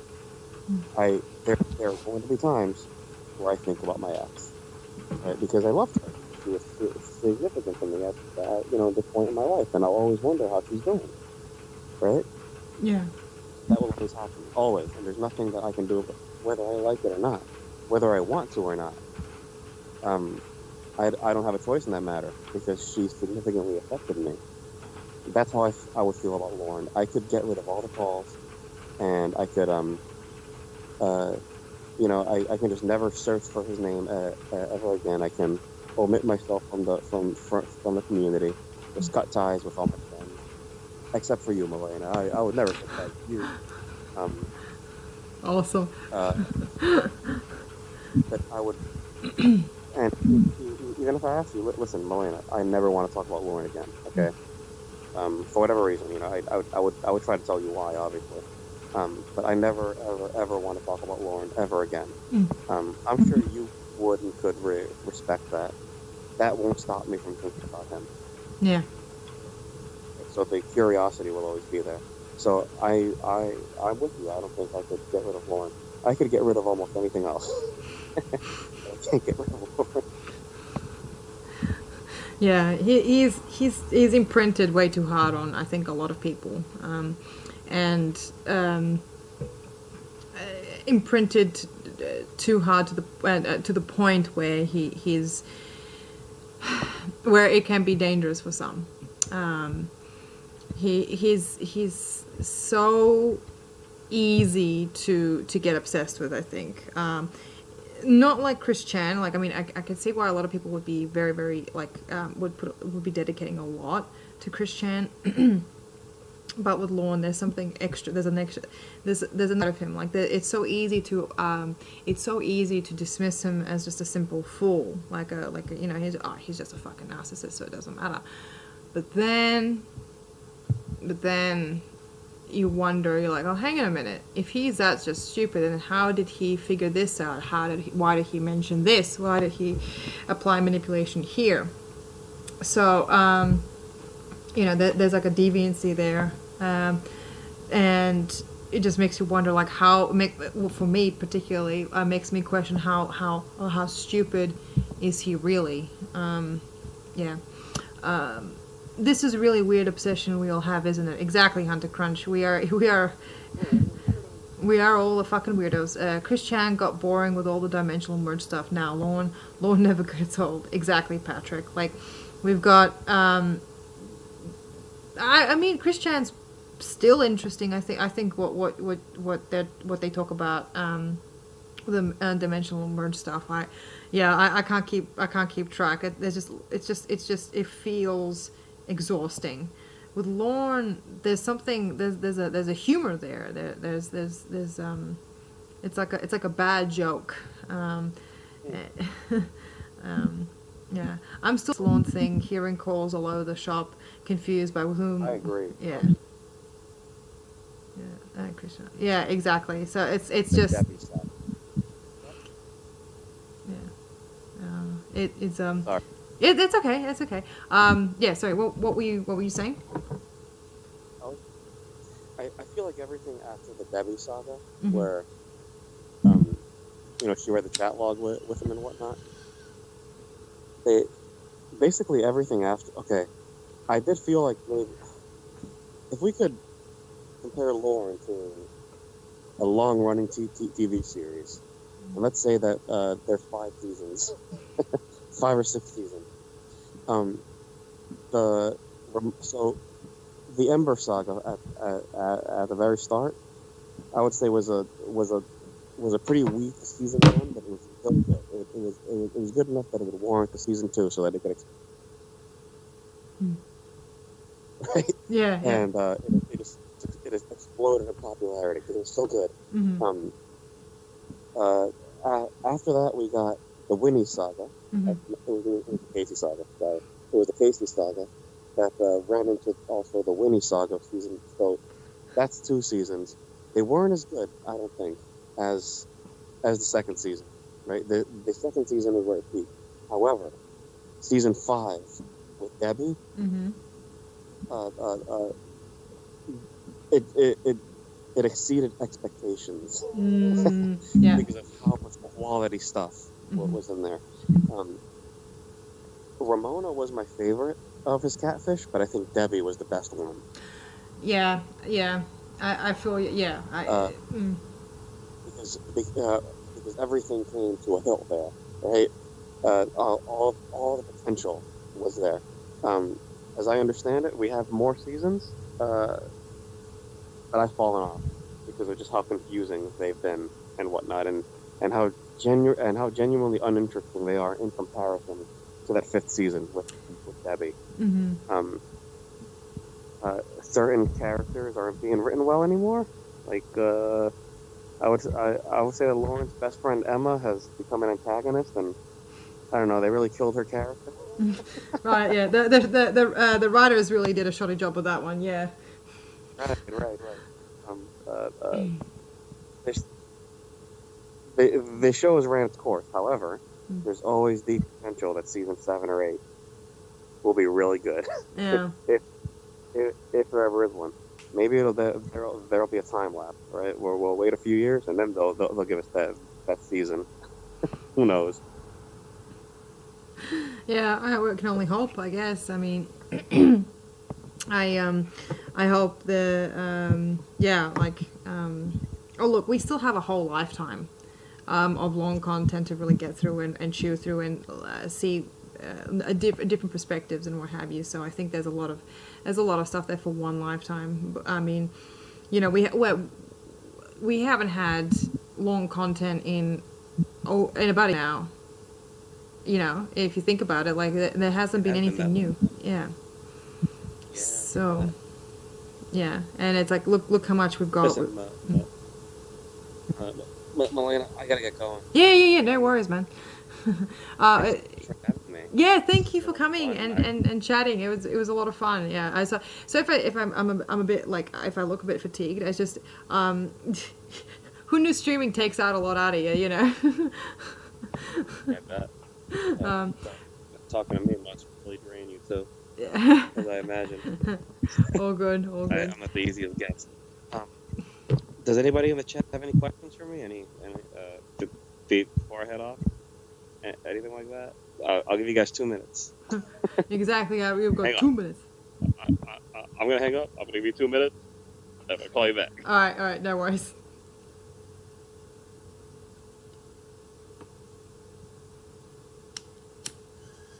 Here we go. A little post-release stuff that was pretty mad, I think. I'd be okay if that was the end of it, I think. 2 minutes and then the clothes come off. Right. That was so fucking stupid. I know. Lorne is just an idiot. I know. He's a proper dumb fuckwit.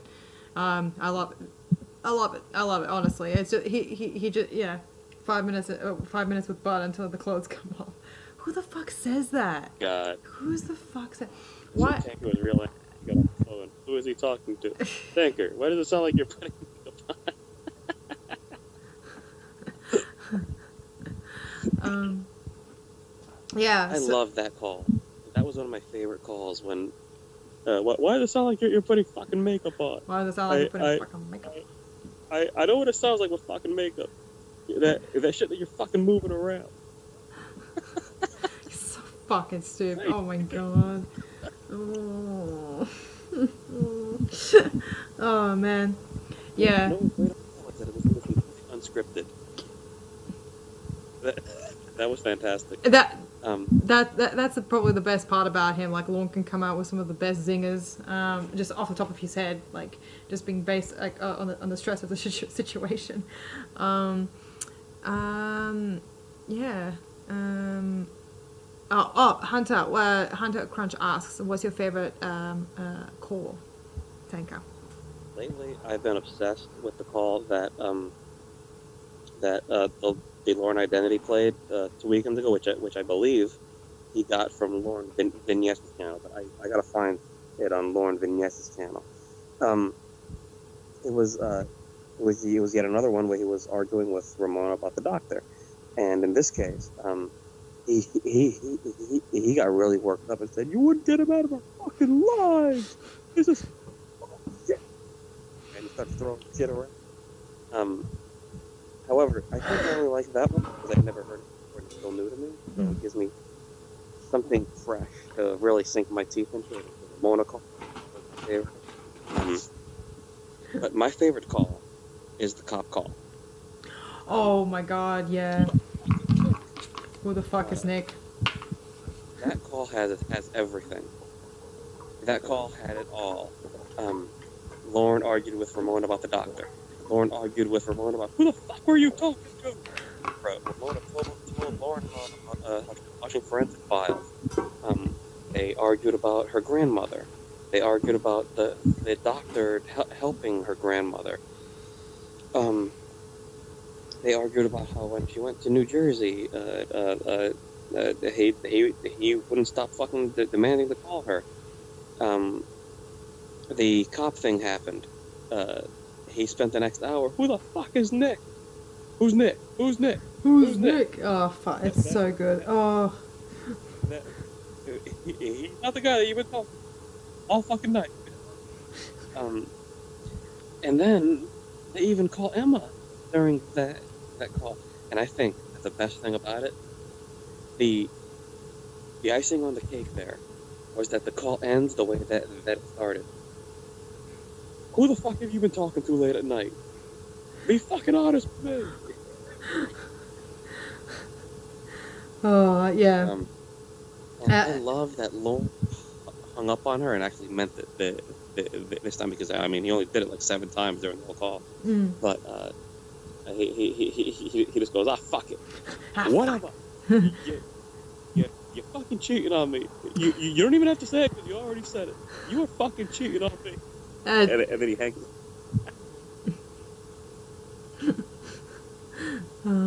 Yeah, that was I prefer the what do you call it?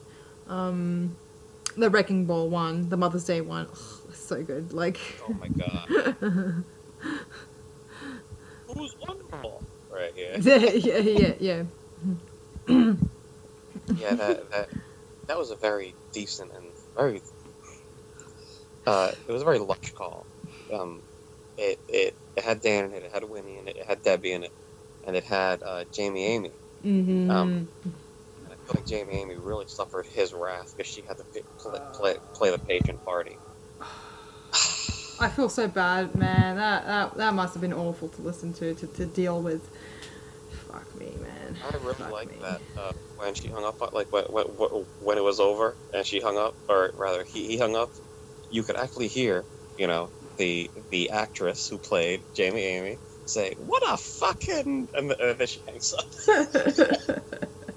What a fucking, yeah, oh, so good. I know, I creamed with that one. That one's my favorite. Like, where I like the behind the scenes stuff. That's my favorite. All the calls. Like if I ever get to have the opportunity to hear the a pre and post call behind the scenes. Like it's like mwah. It's like mwah. As Jordan would say. Mwah. I'm gonna take off. Yeah, yeah. All right, man. Well, I'm also gonna pack it in for the night as well. I'm getting really fatigued, and then I'm just gonna be done with my cigarette. And yeah, but thank you so much for joining me, Tanka. This was a lot of fun. We'll do this again. And yeah. Hold on. That part in that last call. Hang on now. I'm finishing my cigarette. Okay. Do you feel like he was fishing for proof? For any kind of a sign that maybe she wasn't real when he was doing that? Hang on, let me finish my cigarette. That was the feeling that I got when I first listened to that, was, okay, he is fishing. He wants to keep her on the phone. Just in case somebody messes up, right? He's just looking for any sign that maybe he shouldn't go. Do you think, like, did that cross your mind? Did you feel that too? Or was that just me?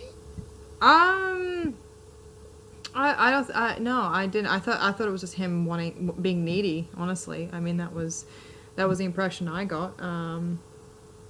But like when you say fuck up, as in like fuck up, what exactly? Like. Okay. I think that Lorne was a lot more paranoid than maybe we give him credit for. Mm.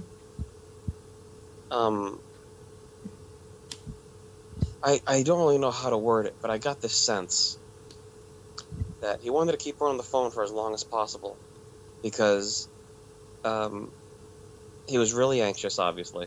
But I think a part of him was very suspicious, and he wanted to keep her on the phone because he was fishing for any kind of information, for any kind of a sound, maybe any kind of an inclination that maybe something was wrong and he shouldn't go.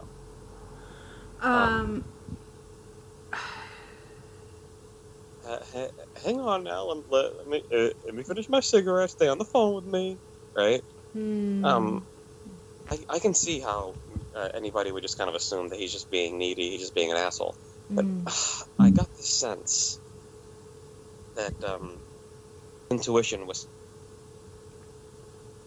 knew deep down inside that something was wrong. Now, look. All that shit was overridden when he got there, and he saw Kayla. And he had worked himself up while he was on the drive. But I think that he was a little bit suspicious. He had an inkling. He had a sixth sense. I don't know. I could be wrong. I think he was convinced that she was real. I think he was absolutely convinced she was real.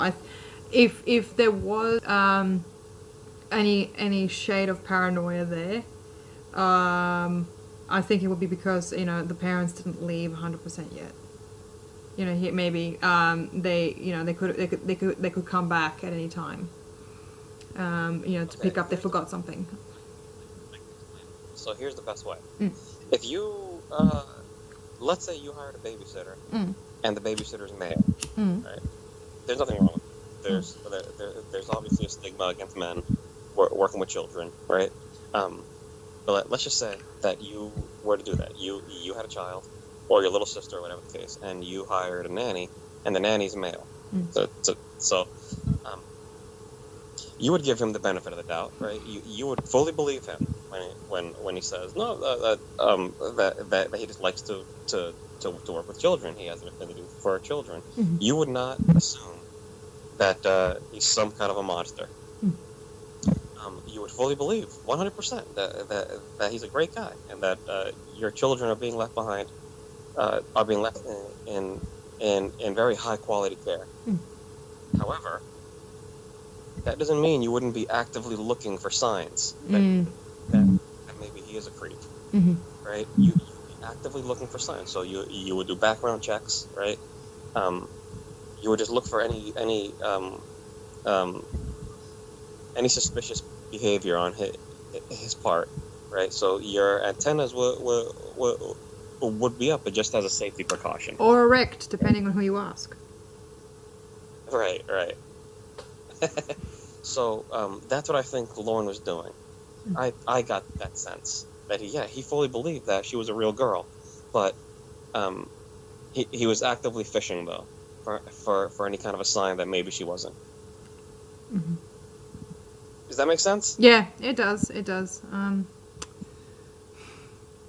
I don't personally feel that. Like I can see what you're saying, and I think I understand what you mean.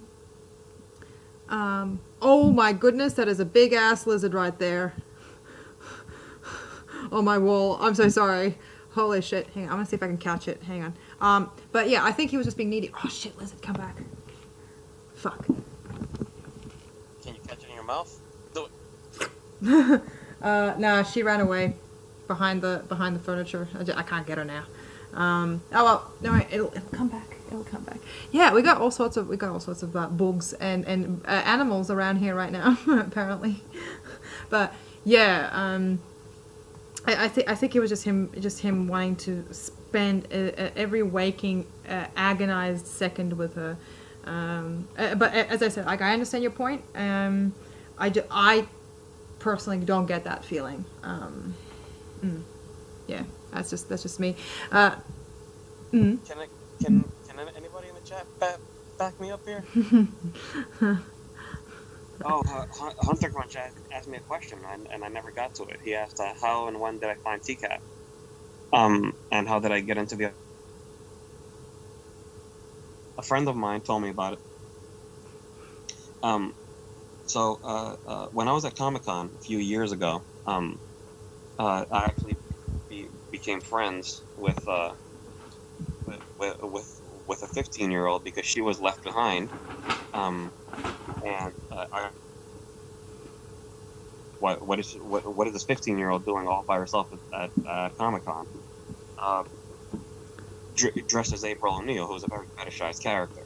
So, it was my understanding then that this kid's parents didn't realize that Comic-Con wasn't a children's event. They had it in their head that it would only be a bunch of kids, but actually there's a bunch of adults too, and that's where all the basement fillers and creepers come out.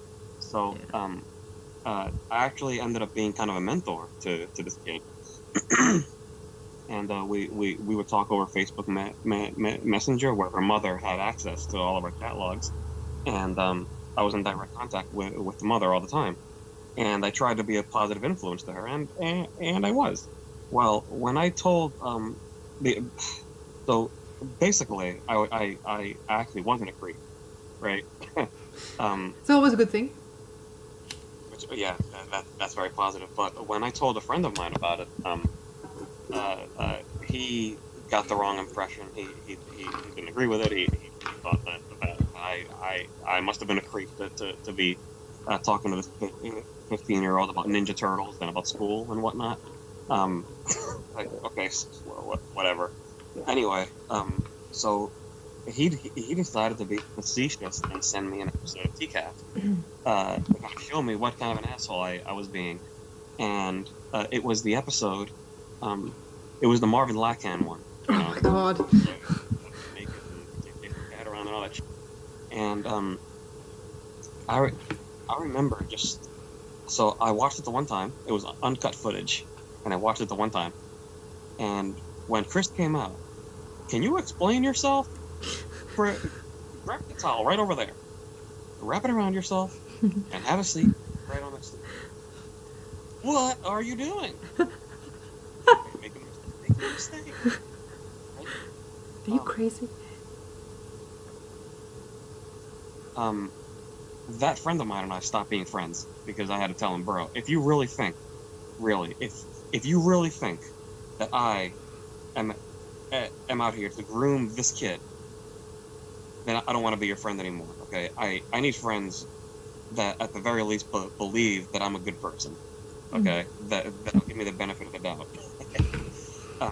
And if you think that I'm that kind of a person, then I don't want anything to do with you. Because the thing is that he wouldn't let it go. Oh. He kept on bringing it up, right? So I told him, you know what, man, why don't you just stop being my friend then? Why don't you just stop?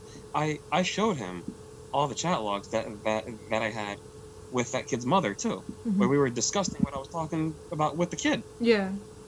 Right. So come on, bro. Mm-hmm. But he just wouldn't accept it. He wanted me to be a bad guy, apparently. But I remember that I just couldn't stop thinking about that footage. Mm-hmm. Right, the footage was in my head constantly. I was kind of analyzing it in my day-to-day life. So about 4 days later, I looked it up again, and then I did something I didn't do the first time. I looked in the comments section. Oh shit. I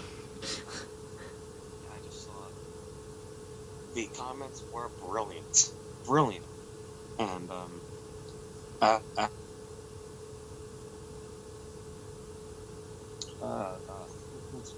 which guy was that? Kenneth Brinkman. Oh my And I god. watched the uncut footage, and that was followed by the Kenneth Brinkman interrogation, right? And I was blown away again. No. I was surprised by it. Yeah, we never I know, we never waste a load here. Jesus. And I love boy. his interrogator. He asked a question that none of the other interrogators asked, and it was a great question, a fantastic question. Why, Dalt? Why didn't? Okay, he was talking about sex. Why didn't you stop it? Right? What a fantastic question to ask. Why didn't you stop talking about sex? Why didn't you end the conversation about sex? Why do you need to be talking about sex with a 14-year-old boy? So I believe it was after that I found Andrew Burkett's channel, where he took a different approach, at least back then, where he was really trying to be fair, right? He was analyzing, but he was being firm and fair with these predators. And I remember it was the Kenneth Brinkman one. I believe it was either Kenneth Brinkman or maybe it was Marvin that he was talking about in this particular video that he was covering. But he's like within the first 5 minutes he mentioned Lorne, and so I just can't go, and there's no way I can go 5 minutes without talking about Lorne, right? And I was thinking, who the hell is Lorne?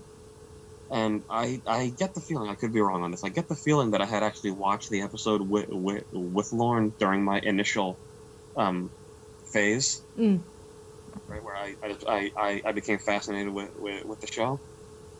But I didn't think anything of him, right? He was just another guy.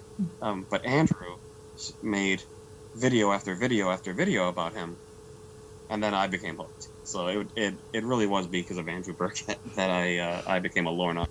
However, TCAP, I became a TCAPper because a person that I was very close to at the time really wanted me to be a bad person and was trying to use TCAP to scare me away from being friends with this 15-year-old that I was talking about Ninja Turtles with, and I was talking about Digimon with, and I was talking. So she was an actress, and she would show me her school plays, and I was in direct communication with her mother, and he just didn't. He couldn't wrap his head around that.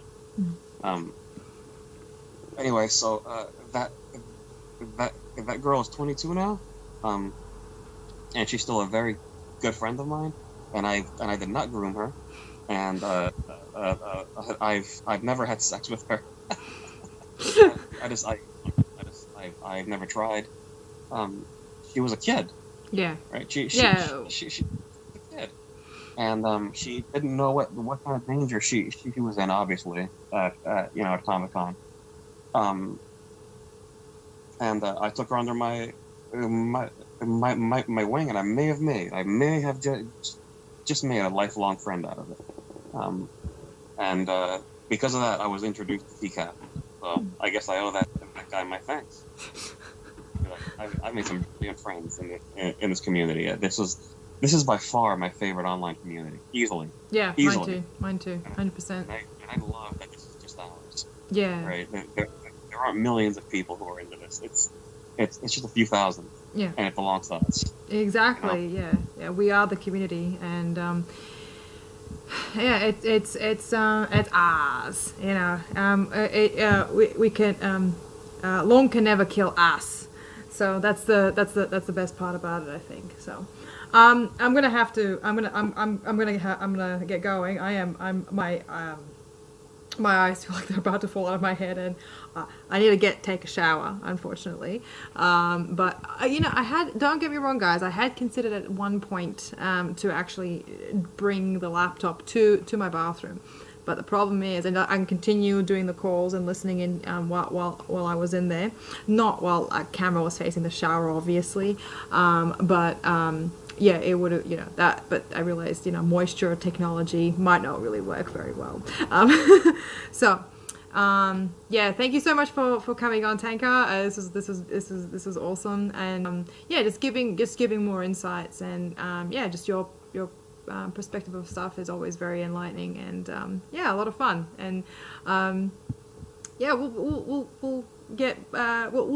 definitely do more of these in the near future. I certainly am fine. I want to get back into streaming, man. This is great. So I got to figure out why the streams. I added it for sure. Thanks so much for having me. Thank you. Take care now. All right. Good night, guys. Bye. Bye.